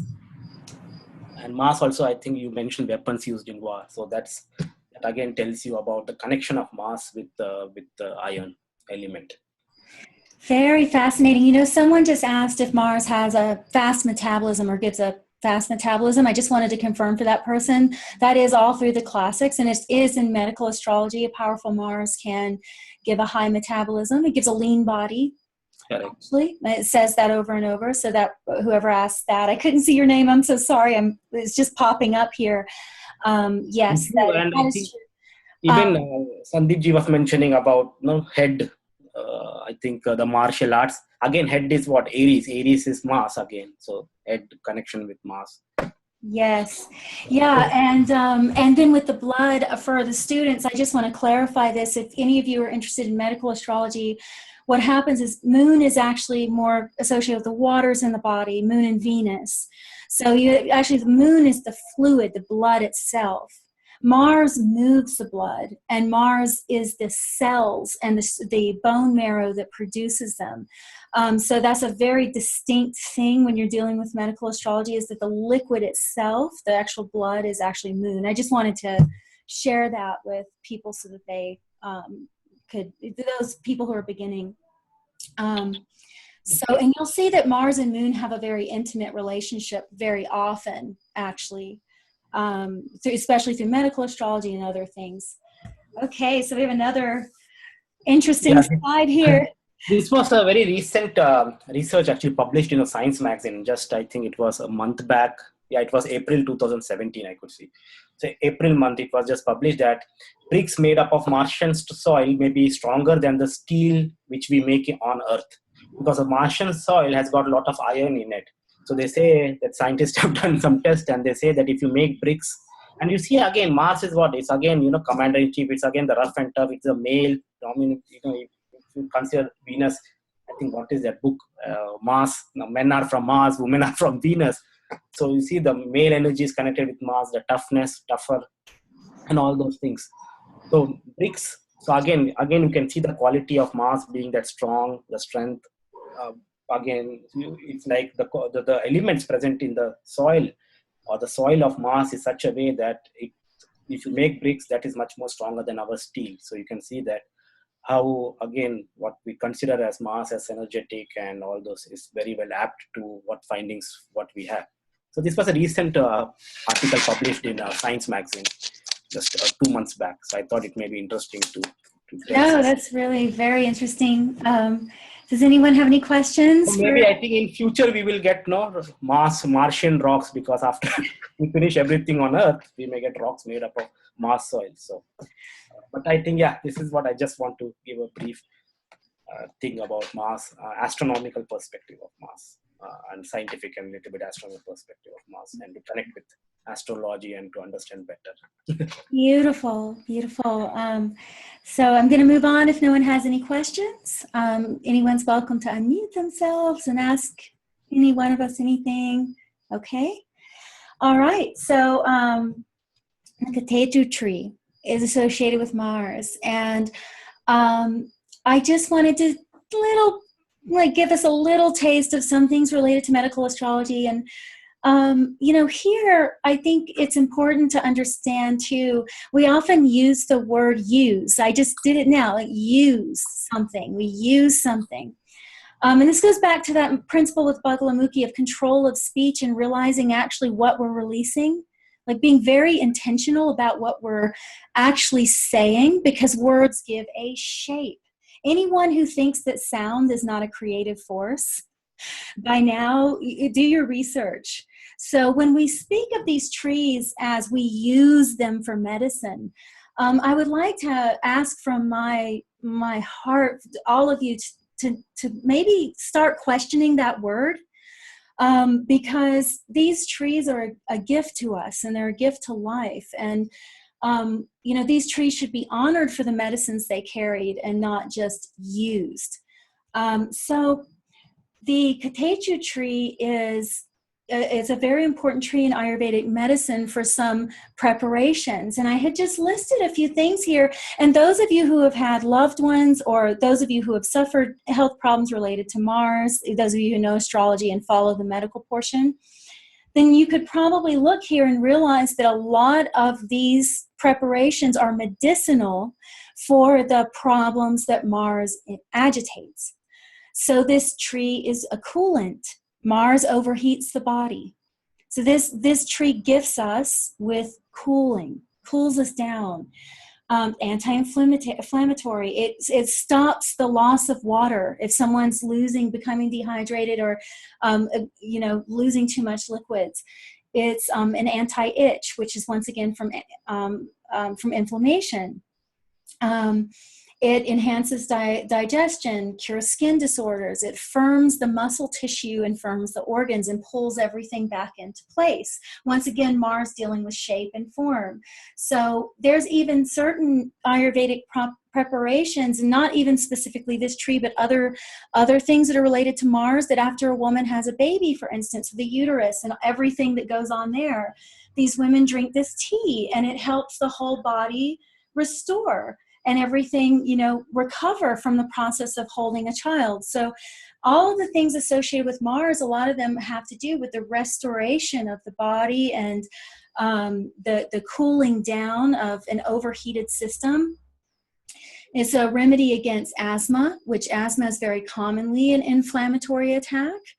And Mars is very commonly at the root of agitating or giving flare-ups, bronchitis, cough, anemia, which once again is going back to the iron content in the blood, ulcers, swelling of the spleen, which is a heat disorder, once again another overheated bilious condition, bleeding gums like gingivitis, and it's a major medicine to aid blood clotting, which that is from the white and red blood cells in bone marrow. So this is, you can see how our ancient people knew this without, well, supposedly without the aid of what we call our modern science. So this tree is very beautiful, and I encourage any of you to further research it. You know, I'll definitely be going into more details with these things.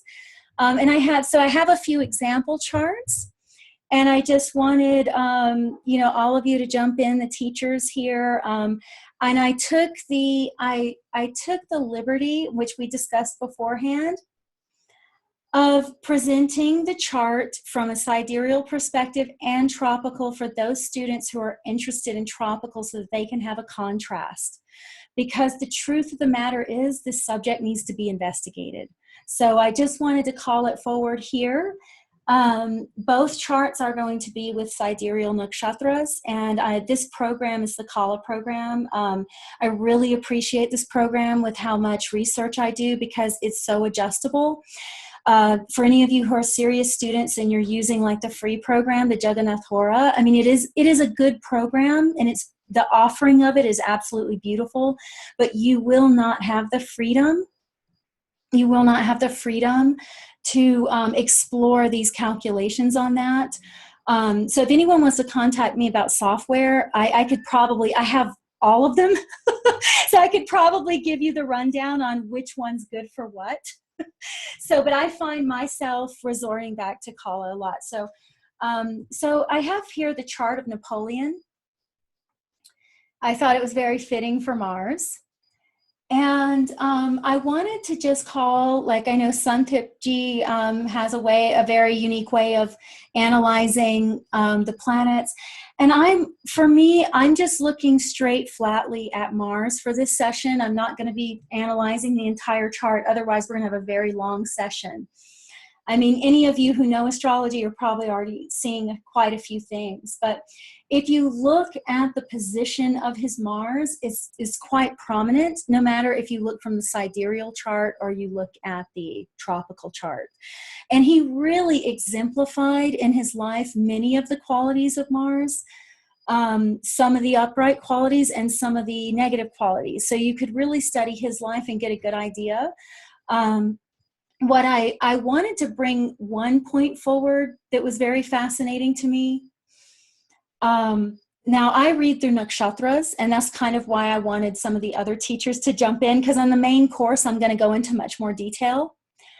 But when Mars goes into Purva Falguni, it's very interesting. It's a very focused placement for Mars. That sign is very focused in a certain way. It's going to have the best portion. It's going to attain. See, when you're analyzing where they're going to direct their moral code, how they're going to conduct themselves, where they're going to apply their energy. When you think about the sign of Purva Falguni, which I know a lot of people here know nothing about the nakshatra, so we'll not go into it, but this is a very fascinating alignment to me.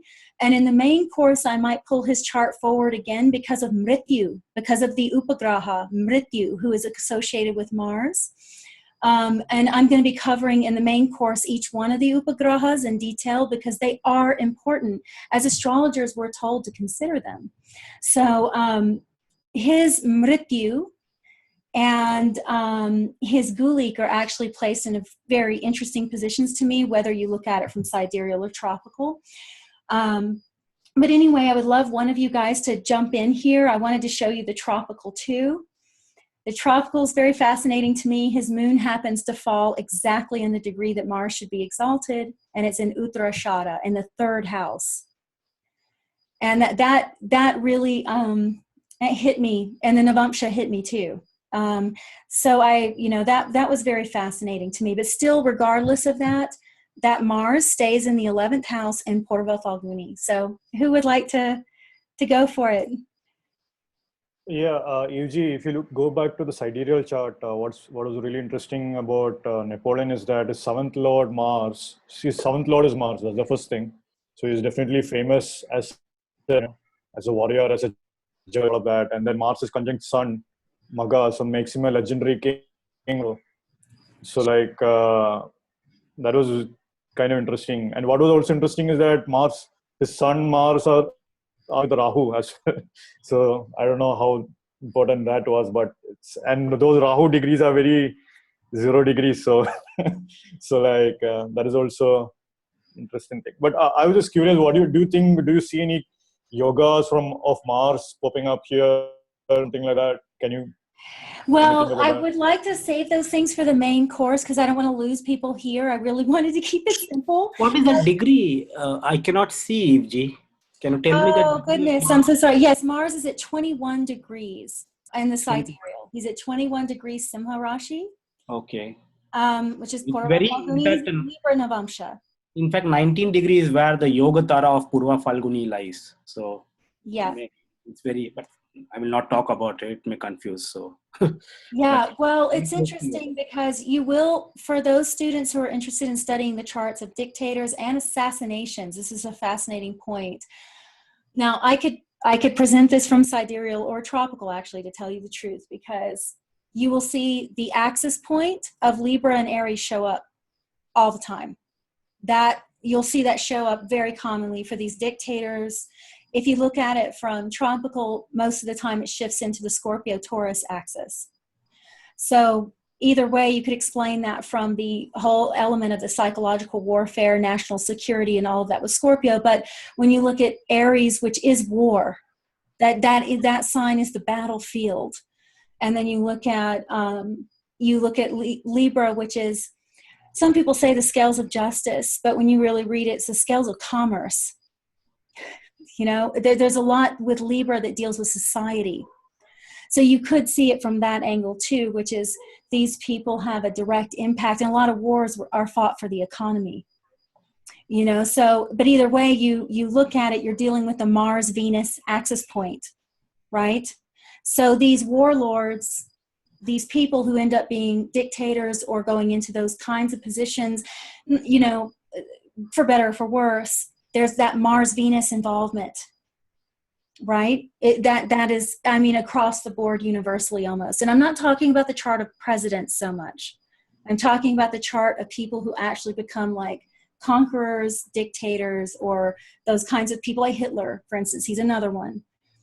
You know, you'll see. Evji, it's a very good point. I just wanted to add something.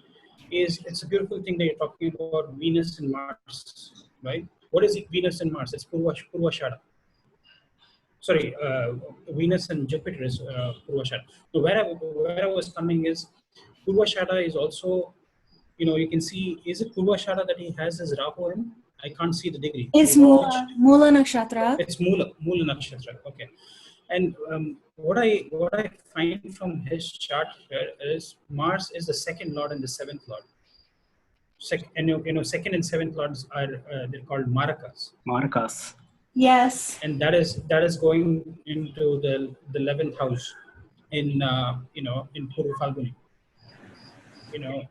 And it's very interesting because it was not only about warfare. Napoleon. Also know that Napoleon also had started the banks, the education system in France under him, the roads, infrastructure, everything developed under his regime. So I think, it's not only about seeing the war from these people, but they also brought in a lot of development. And the Venus Falguna, element is there, yes. The Venus element is there. Yes, always. And Falguna is also associated with Arjuna, the warrior. It's called as Falguna, isn't it? So Mars and Falguna can give you these qualities of being the revolutionary who can bring in a lot of transformation, who can bring in a lot of changes, transformational changes for the country and for the people. Dr. Paiji, one thing that I didn't want to say, but I will share, because either way, it's going to be in Falguni. It's going to be in Purva Falguni. So the creation of widows, either way it aspects the fifth house, like the murdering of children. Purva Falguni, after all, is a Tikshna nakshatra. It's actually a fierce nakshatra. Though it is so much associated with sensuality. I think it's Ugra. Not Ugra. Sorry, Ugra. it is Ugra. It's fierce, yeah. Ugra. Fierce. Ugra. So it is, after all, a very intense nakshatra. Whether or not you look at it from the point of the explosion of joy that happens with lovers, or you look at it from the eruption of like a forest fire, or any of these forces. Once again, it's a force. Even sex is the procreative force. So that just really caught my eye with Mars landing there. And the creation of widows is what happens in war. And, we didn't go into Kartikeya here, but Skanda or Kartikeya is that there's also association with the murdering of children. There's these things like the violence that comes through here is interesting to me. So I'll give you guys some time with the tropical too, for those students who are interested in that and have any comments about that. And any of you guys, either way, we've got an Uttarashada moon, which already makes sense for those of you who know the nakshatras. He's got Jupiter and Vishaka on the Lagna. For me, I just, automatically, but this way, one way Jupiter is Atmakaraka, the other way moon becomes Atmakaraka. And that Purva Falguni is still hitting the same angles, and it's still placed in the 11th house. So I chose this chart because it's in the same nakshatra and the same bhava, but the lords do change.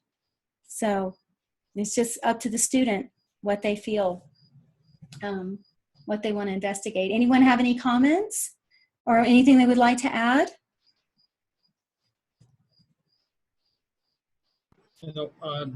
Somebody was saying, okay, this is a question from Rashmiji. And how should our energy be channelized with Mars and Ardha Nakshatra? I think that's a very specific question. Yes, oh shoot. Okay. Sorry, Santipji, I almost went over to your screen. Yeah, that's a very specific question, Rashmiji. I would have to also, this is one of those things where when people single out one thing, this is a very hard thing to do. That's why I even wanted to save example charts for the main class when you guys are actually learning to apply techniques. And just simple techniques, because you do have to take everything in life as relationships, everything. So you can't really just take out one point. All I can say is that in a Rudra, I would want to know, I would want to see your chart. I would want to see for myself, because I would want to know the portion, the pada, and I would want to know where it was in the Vargas, and I would want to know what company that Mars has, because a Rudra is also a destructive nakshatra. But it not always. You can't just sum it. It's not that easy. But it has that side, so you could easily put that together. And the Shakti of that nakshatra is to apply effort, right?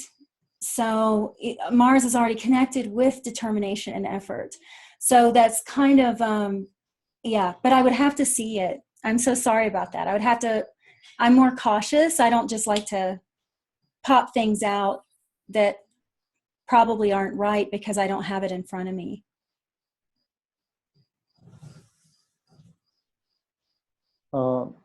Yuji, can you briefly comment upon I'm just, could you just briefly make a comment? About what? About Ruchaka Yoga, the Mars and... Yes, I was going to compile charts for Ruchaka Yoga, but I decided to leave that for the class, because that's what, in Vedic astrology, we have yogas, which are planetary relationships. I'm just going to say it simply. It's just a study of the relationships, and some of those relationships are strong for better or for worse. And they produce a specific fruit or a specific result or a variety of results, but they have a theme. So each graha or planet, leaving out the sun and moon, Rahu and Ketu, so just the five inner planets, you would call them, I guess, they can form what's called a Mahapurush yoga, a great person yoga. Now, this is going to be statistically a very common yoga, because in order to have it, all you have to have is one of these planets. So let's say Mars, we're talking about Mars. So if Mars is in the 1st, 4th, 7th, or 10th house in his own sign, which means Aries or Scorpio, or exalted in Capricorn, then it forms Ruchika Yoga, which is the Mahapurush Yoga with Mars. And in the course, what I would like to do is help people understand when it becomes strong, because statistically we have so many people on the planet that other factors in the chart will sometimes completely override the results of what that's supposed to give. But in some cases, these yogas are very strong, like Rabindranath Tagore in Saraswati Yoga. His life followed that yoga to a T, but it was strong in his chart. It's strong. It's reinforced from different angles. It's not just, a lot of the classical sources were just jotted down, and you can tell that some of it definitely is oral tradition. I'm not using that as a disclaimer at all. I'm just saying you can tell, because sometimes the wording and sometimes it's not an exact thing. Like you'll hear something about one yoga and then it will change up in this other classical source and it'll be slightly different. And the person might give more detail about it, or, they might even say something contradictory actually in some cases. So these yogas we have to be careful with, but they definitely can work, especially when someone is running the dasha of that graha. When they're running the time period of that graha, that's the karma pala. That's when the fruits bloom. That's when the crop grows. Some yogas are dasha dependent, meaning that some of them depend on the dashas to even activate. Others are just in your chart. You'll just have them your whole life. Whether or not the dasha happens or not, that yoga will affect you. Mahapurush yogas, in my experience, if it's a good one, a true one, a pure one, where it's just crystal clean and other forces are supporting it, then the dasha is what typically activates it or transits to that planet or transits of that planet. The movement, everything's movement. So everything in astrology that we're looking at is movement. And that's why I encourage the students to get away from the computer screen sometimes, because you need to see what it looks like. You need to connect with it. It's not enough to do this computer screen thing. It won't show you what they're talking about. When you start reading the classics, you start realizing it's a very intimate involvement every day with the planets. So Santipji, I hope that answered the question. But Ruchika Yoga, it's a very special yoga, and I hope to illumine those in the class, the 5 Mahapurush yogas, because they're very simple and a beginner can find them and look at them. Very simple. Yeah, thank you. Yeah, thank you, Yuji. Thank you, Yuji, for explaining. It's a good point that today we have Mars lecture, because you said Mars is the south direction, governs the south direction. I don't know if anyone knows here, maybe audience should, maybe a question for audience. What is the specialty today considering the south? Anyone? What is special today with The south? heat. Someone said solstice, summer solstice. So Oh yeah, the summer solstice, and we're having a heat wave here in the. So it's basically, Dakshinayana is going to start from today. Yes, oh my goodness, we were supposed to talk about that. Yeah, Dakshin is what? South. So apparent motion of the sun towards the south, and that's why I don't know, we never decided to do that, but somehow it became. We talked about it, we texted about it, but forgot, yes. Yeah, very appropriate. So Santipji, I think, has one last thing he Yeah. wanted to add. Go ahead, AG. Yeah, just share it. So what you guys are listening to is simply the roar of a lion. Just listen to it for some time, you know. Yeah, it's not every day you get to hear a lion really, like traveling in Africa or something like that, or really, or really when you are out in the middle of the night in the middle of a jungle, you can see how terrifying a lion can be. And you know, it's kind of scares you up. Yeah, good thing we are all safe in our house and our rooms in front of our computer screens right now. But the field is roar really, because it's a very important thing. It's a very important thing with regard to Mars actually, because as we all know, Mars is connected with Narasimha, and this is what Narasimha is really like. You know? Narasimha is half man, half lion. This is what a lion really sounds like. So, really, in one of the biggest thing with you know, life, really, again, you know, see, you never know when the terror is going to strike you, right? I mean, yeah, it's I really can't long, hear but you, Santipji. I don't know if the students can hear you. I can barely hear you. okay, yeah, okay.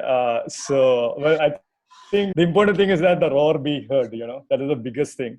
And what I wanted to add was that you know, I'll just repeat it. So, like, what I wanted to say simply was that Mars really, you know, I mean, you're studying astrology, which is a study of time, which is all about trying to find more certainty in the future, or certainty, or trying to understand ourselves within. Yeah, you can move forward in the slide. That's fine. I don't know how to stop No, it. yeah. Just the one point which I simply want to add was that you know, we are all trying to find certainty in our life, maybe knowledge through understanding, you know, spiritual principles, or simply understand life and really navigate life. But we really don't know what life can bring about. Life can bring in many unknowns, and the planet that will help you the most in dealing with the unknowns life is Mars. That real planet. Mars is the planet, or Mars is the planet that is to help you step into the unknown. And that is why Mars is one of the most important planets esoterically and from a spiritual perspective. For me, it's the most important planet. Like when you come down to an individual level, you're doing your sadhana. We are all here born on this earth, trying to get out of this world at some point, you know, but trying to work off our karmas. But many times, spiritual progress requires you to step unknown, and that is what the planet Mars is all about. That's the one. Even the unknown may sound like a lion roaring at your face. You know, your life may be roaring at your face, but the planet Mars is going to be the one step that you do, the action you do, the Because karma which you actually end up doing. it's a Scorpio sign, Scorpio's 8th house. That's what. Exactly. Yeah, but the biggest thing is that I just want to emphasize, like, you know, really, like, we all need a wake up call in our life. You just need a lion roaring, and many a roaring of a lion that can really wake you up. Like, no matter where you are, I can stand for some time when you listen to that lion's roar. And there is actually, and sometimes when you begin to do spiritual sadhana, there's one of the first things that will just come up, that wake up call in your life. And that's all about Mars. Really, that's the, and that wake up call in life is something that is very, very esoterically significant. And there is actually, when you do sadhana, you find even a lion roaring, or that can also come up. That is also another thing. Really, and the last message really I want to share is that the stepping into the unknown, that's something we all have to do, and that's clearly implied within the planet Mars. So if there is one message from this, from whatever I've shared, take that stepping into the unknown and be willing to step into the unknown. Imbibe that courage of Mars within. That's beautiful, Santipji. You actually are reminding me of, I actually wanted to tell, you know, the students, you know, anyone who's interested in really developing the qualities of character that help you on the path, especially becoming an astrologer. If you're just reading your own chart, it's one thing, but becoming an astrologer, there's a responsibility with that. I know Vic Dakara, who might still be here, he might not, but he is teaching a class on the Gita. And I think that's interesting. You're bringing up at the end action. You're bringing up, you know, karma implies action. And the entire Gita is the advice of Lord Krishna to Arjuna about how to act, how to be, how to direct the energy. And that is a very important aspect of Mars. I think when people go and look at their own chart, they can understand more now. This is where a lot of your energy gets directed. Wherever Mars is, there's sometimes I look at a horoscope, I feel like I could just read the whole chart off of one planet based on that planet's agenda. You know, there's so much to say about one planet. And Mars, because he deals so much with the direction of energy, he also deals with how we untangle ourselves from the web of karma. So it's very beautiful. I would love anyone to share. If anyone has anything to share, this is the time to do it. If anyone Actually, I wanted to share something. It's beautiful. We're talking about Mars, and I was just looking at the backdrop. I can see the cat. You know, it was sitting on the pile of books. Yeah, the pile of books. It's Mars. You know, the cat is the Mars, isn't it? That's what we mentioned. Cat, goat.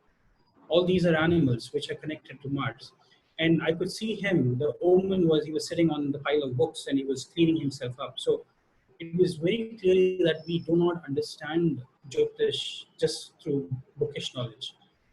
If you have to really study and learn Jyotish, it is only through discussions like these that we're going to have, you know, part of our course. And Jyotish is not about only trying to go and understand, you know, the combinations, the yogas, and all of that. This is one of the few courses we are trying to, you know, address, where we're going to talk not only about what the planet is about. We are going to talk about Puranic stories. We're going to talk about the Sanskrit names of those grahas. We're going very deep into the astronomy, because unless you know the astronomy behind the grahas, you will not understand, you know, why the rishis or the seers have given certain qualities to certain planets. We also have to connect with the avatars that the rishis have connected these grahas with. And Evji has beautifully brought in a new way of looking at that with the Mahavidyas, you know, the Dasha Mahavidyas, the 10 forms of, you know, she mentioned Vidya, let's say it's education, you know, the great education. So it's very important that if you have to really understand Jyotish, then you have to go to the root. And, you know, we are at that Gandanta point now. You know, we have to open up the spiritual knot, because you have Rahu moving through Gandanta, you have Saturn moving through Gandanta. And this is what we want to, you know, share with all of you is we want to know about the Graha Yantras, the, you know, the Graha Mantras, the simple Graha sadhanas that you can do, because that is offering your honoring light, sound, and aura. That is very, very important as part of your education, as part of, and learning Jyotish is a lifelong thing. You cannot learn it only through this course, but it's a lifelong thing about developing the sadhana, the devotion for these grahas. And that's why when Aditya was speaking about how many of us have, you know, seen the real grahas or the stars in the sky. You know, you ask most of the astrologers today, they are so fixated with the software and things of looking at the chart. They don't even connect with the real stars or the real grahas or the real planets.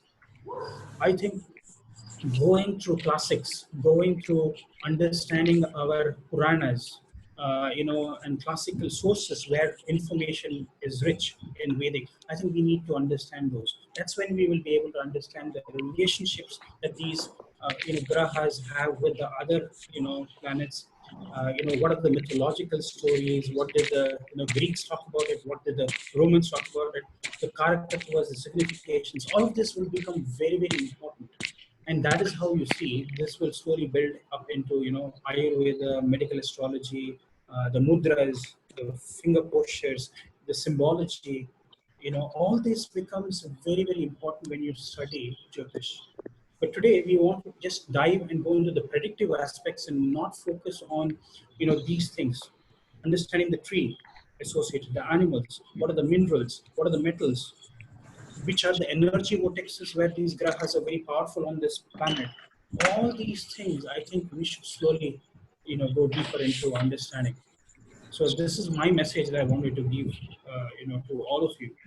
Dr. Arjun Paiji, I would love to add to that because that's something that was very important to me about doing this class. I've always been a reader. I've always loved my intimate time with people, and that's how it's been such a meditation for me. I actually learned about the planets through sadhana first, so it was kind of interesting to me when I got all the books. Then I went crazy with them. I was typing everything out. But I wanted to add something here to that because I think there's a common misunderstanding. There's a lot of people who claim their intuition is right. This is the problem. This is where we do need some kind of guideline with the intellect, because what happens is everyone feels something. And in the old days in the old Gurukul, that the guru would really temper you. You are not just free to just say, oh, I feel this, so it's true. You had to sit and bake in the sadhana. You had to cook in it. And you had to challenge yourself with the other students. You actually had to ask, there was debate. Now we just have such a terrible mindset with people trolling on you. I mean, ever since I've been on YouTube, I've just been shocked. I see a lot of my longtime clients here, and Harkishan, gee, I'm so glad you made it. I just saw you there, and Preeti. I mean, I'm just looking at you guys. I'm like, oh my God, you're here.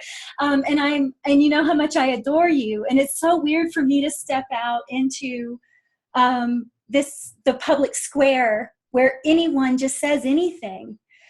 And even if it doesn't make sense, so I think this is where book knowledge does help us. This is the place that book knowledge can hold us, because we can have at least that little structure.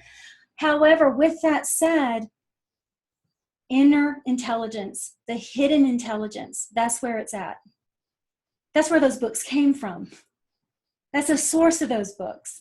So my goal with the students, and I feel so weird to even say I would have students, I feel like such one of you, it's just so strange, but I really want to guide people into the way that I connected, because what happened is it became living for me. And it actually does override the silly part of intuition that just feels something. It makes your intuition mature. It matures it. And then it creates a kind of humility, actually, as you go on the path. You won't be constantly confronted with what I feel over what that person feels. Oh, this has to be right. How do you know? It's like, this is my question my whole life. This is a major Mars theme. Innocently being dedicated to, I don't know. There's a part of Mars, he's the logician, so he has to ask, what is true? Vivek, Jupiter and Mars. Mercury too, those three, they have a lot to do with this. Believe it or not, Sun as well. Sun is higher intelligence. He's actually the karka of higher knowledge, the Atma, the source. So if we learn these things and we truly connect to them, the sun doesn't become just a ball of gas in the sky. And it's actually, when we're looking at the sun that way, we're looking at it from the outside, which you actually should start from the inside. The gross nature, basically. Yeah, the materialization of it is last. That's even in science. Vibration holds everything together. Vibration creates the illusion of matter. Look at Saraswati, the goddess of Vak Devi, the goddess of sound, of speech, of vibration.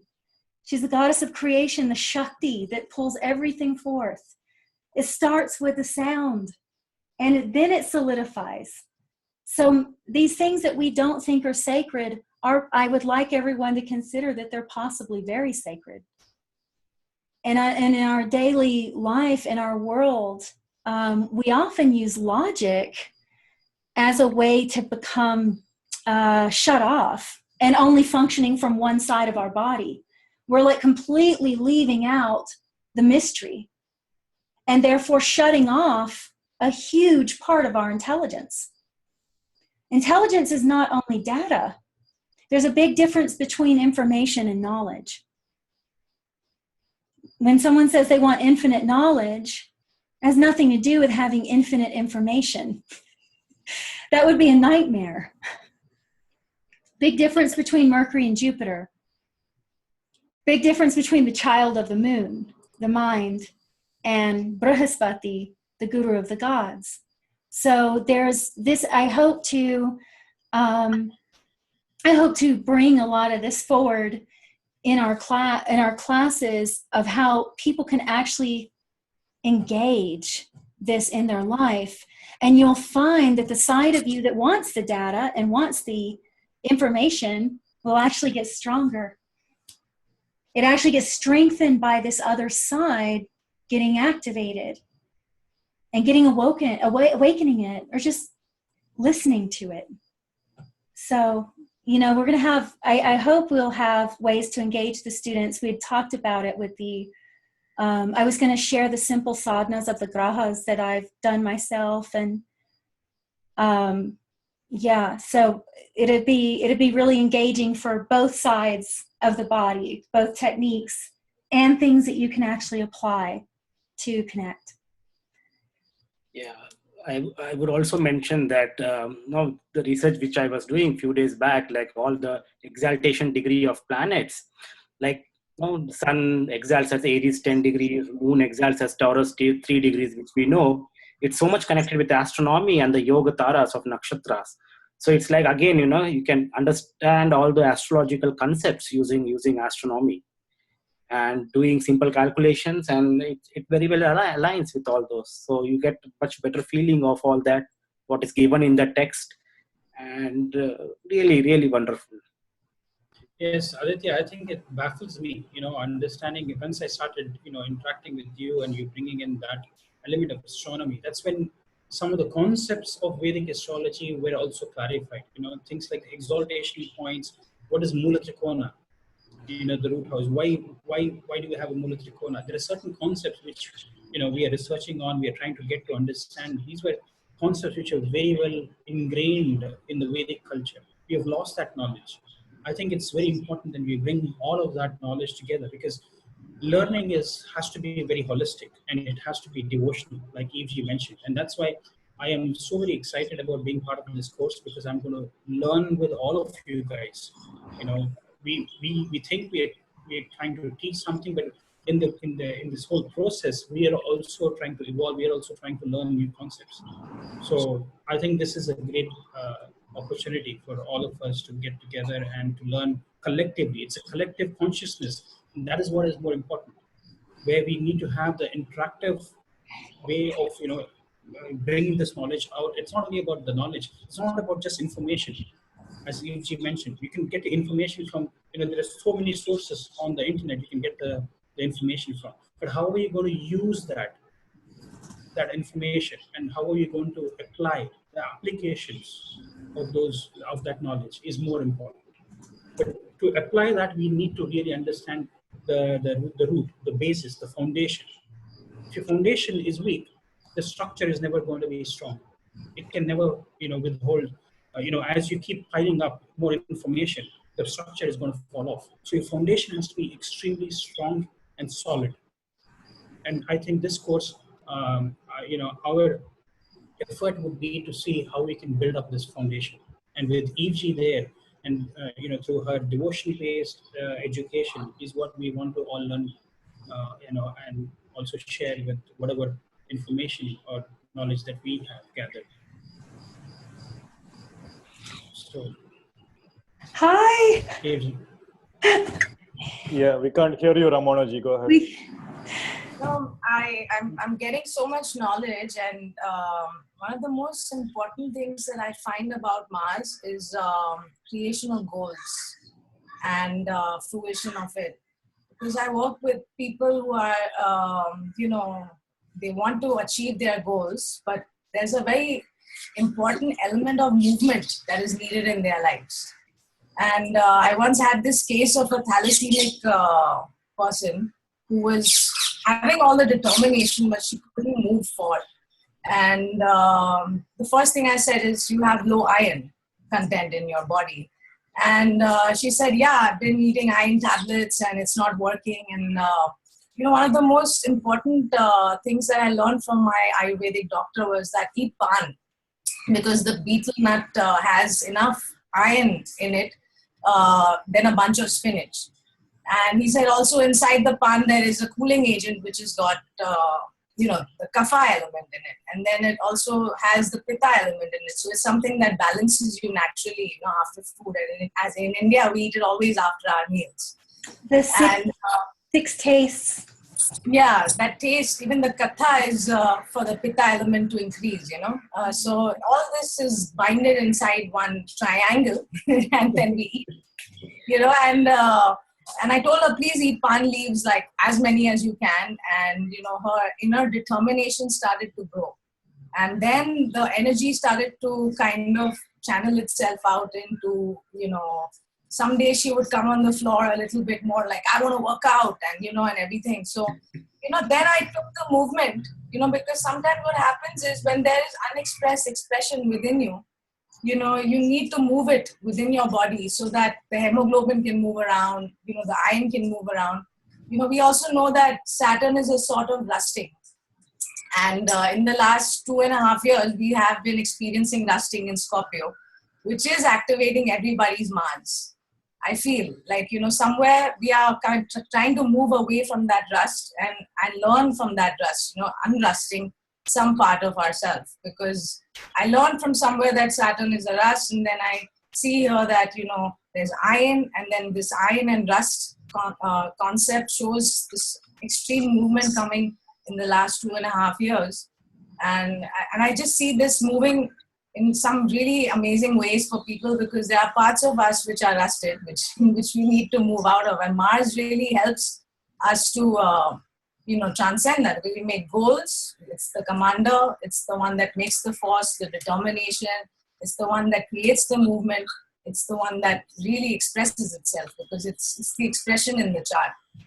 And then I started linking, like right now we're studying and I'm just linking like the 7 limbs of yoga, and asana is the movement. And, and then there's kriya, and there's different elements of, and it all links to the planets, the 7 planets, the major planets, of course, Rahu, Ketu. And, I see this link to asanas with martial arts and, and then, it's really amazing. The study is just bringing forth so much about life, like just how we have to like move the direction of the energy. Mars is the outlet. Mars is maybe the horse, the front horse of the chariot. Sarak. Yeah. On the path. Yeah, he's the path. He's leading and unless he doesn't move, everyone else cannot express themselves through him. Talking about Mars, chariot, horse, Ashwini, it reminds me of Ashwini Nakshatra, Aries, again Mars, Rashis, elements. Yeah. So, even with me, I saw when I had my Saturn activation happen, like there was a lot of disease coming out, and then I have Saturn-Mars conjunction. So I've always worked on rusting and unrusting and always learning new forms of movement to express unexpressed. Because sometimes, we study more, or we learn, we move more, or we have different ways of expressing ourselves, or we are very angry. And then I learned how to use each and every emotion towards expression in movement, because Mars is sometimes very strong in some people's charts, especially Mangliks, when it's in the, especially in the Trikona houses, they need more expression through every day. And if it goes unexpressed somewhere, it gets locked inside the body and starts creating a sort of, blockage. I've seen that. And then when you remove it through movement, because physical depression is also something that is right now miscalculated as depression. Like, it's just a simple remedy is to move and to have the blood circulating so that you have constant renewal of goals and, just constant renewal of life for the self. So I thought I'd just contribute that because it is something that just came so much with the... Yeah, beautiful. Yeah, Beautiful. thank you. Anyone have any questions, or anyone else would like to? That was beautiful. That was beautiful, Ramona Ji. Anyone else, or should we? I think we've went over our time limit by quite This a is bit. something So let's honor I think, time. yeah, Let's we have to honor. honor Shani. Let's honor time. There's going to be more to come. So with our sessions, we're going to be able to get a little bit more deeper with you guys. But I'm just so honored that you guys all showed up to support and to learn. And thank you so much, Preeti Ji. Thank you so much. I love to see your face here. So so we'll be commencing the course in July. Yeah, UG, will we be talking about chakras, each planet, all of that in the course, how it interacts with the chart? Trust that. There's different theories on that. But yeah, we can definitely list that for the students, like compile the different theories on it. Right. So they can actually try it out and see what Right. Yeah. Yeah. Was that will we be a lot of charts in our courses? Like, will we be showing famous charts, or will we be showing some ordinary people's chart? That was one question, I think. Oh no, the problem with showing people's charts is privacy. Right. And I know a lot of astrologers get in the habit of using celebrities' charts that are still living. And they're people, and it feels very exploitive to me. So what I'm most likely going to do is find charts of famous people who have passed. And even then, you got to remember they have family living. Even though it's a private class, we might have X many people and they talk. And, I just don't, we need to be careful with that. This is respecting the person that, so we'll be doing that. And then we can also use some ordinary charts. We can ask around who's willing to do that, and we just leave off the name, so we can all ask around, who's willing to contribute. Someone that we know their life really well, and events and things like that, because the students will have to know how to apply some of these things. Someone's saying that we can use theirs. Okay. Right. So we can definitely do that. If students are interested in having their charts brought up, we can definitely. Yeah, they can not reveal their names. Yeah, totally. They could email it to me privately or something. I could prepare in advance, leave the name off, and then present it. We could do something like that. So no one has any last final questions. We should probably close. So we went way over. We didn't go into the length that we are capable of. But Right. Yes, I think we've done a good job today. We said 1 hour and we have almost done for 2.5 hours, I guess. But I think, this is something that, This is better than 6 hours at least. Yeah. So when the four of us get chatting with each other, time stops. We don't even know what happens. We don't, and then only then we realize that we have finished 4 hours or 5 hours of discussions. But these are very intense discussions. But this is very important. I think we only learn through discussions. It's not through teaching. We won't be teaching. We'll be discussing with you. We'll be interacting with you. You will also try to take your information, try to understand. That's how we learn. So, I think, this has been a great class. Dr. Kanholi Sanjit Krishnan, Dr. Aditya Togi, and Eve Mendoza ji. And also, thank you, Dean, for Dean Mendoza, who's helped us with, bringing this class together. So I want to really thank him as well. And I want to thank everybody for this class and attending this class. And, we'd like to see you in the courses. We'll be doing, is it 14th of July that this course is going to begin? I think so, 14th. That's what I remember seeing from there. But thanks 14th everybody. or 21st, right? Yeah. Thank you everyone for joining, for making, for even showing up for this session on Mars. It was a great response. Good to see everyone here. Just thanks. Yes, thank you all. And well, if you have questions or anything, you know where to reach all of us. Sure. I think they have the email ID, correct? So Yeah. You can write to the admin at taravidya.com. Our admin is telling us to wrap up. Right. I saw his face flash on at one point, and I went, "Oh no, we're way over." I know. Okay. All right, guys. Okay. Thank you. Bye bye. Thank you. All. Bye. Good night Namaste.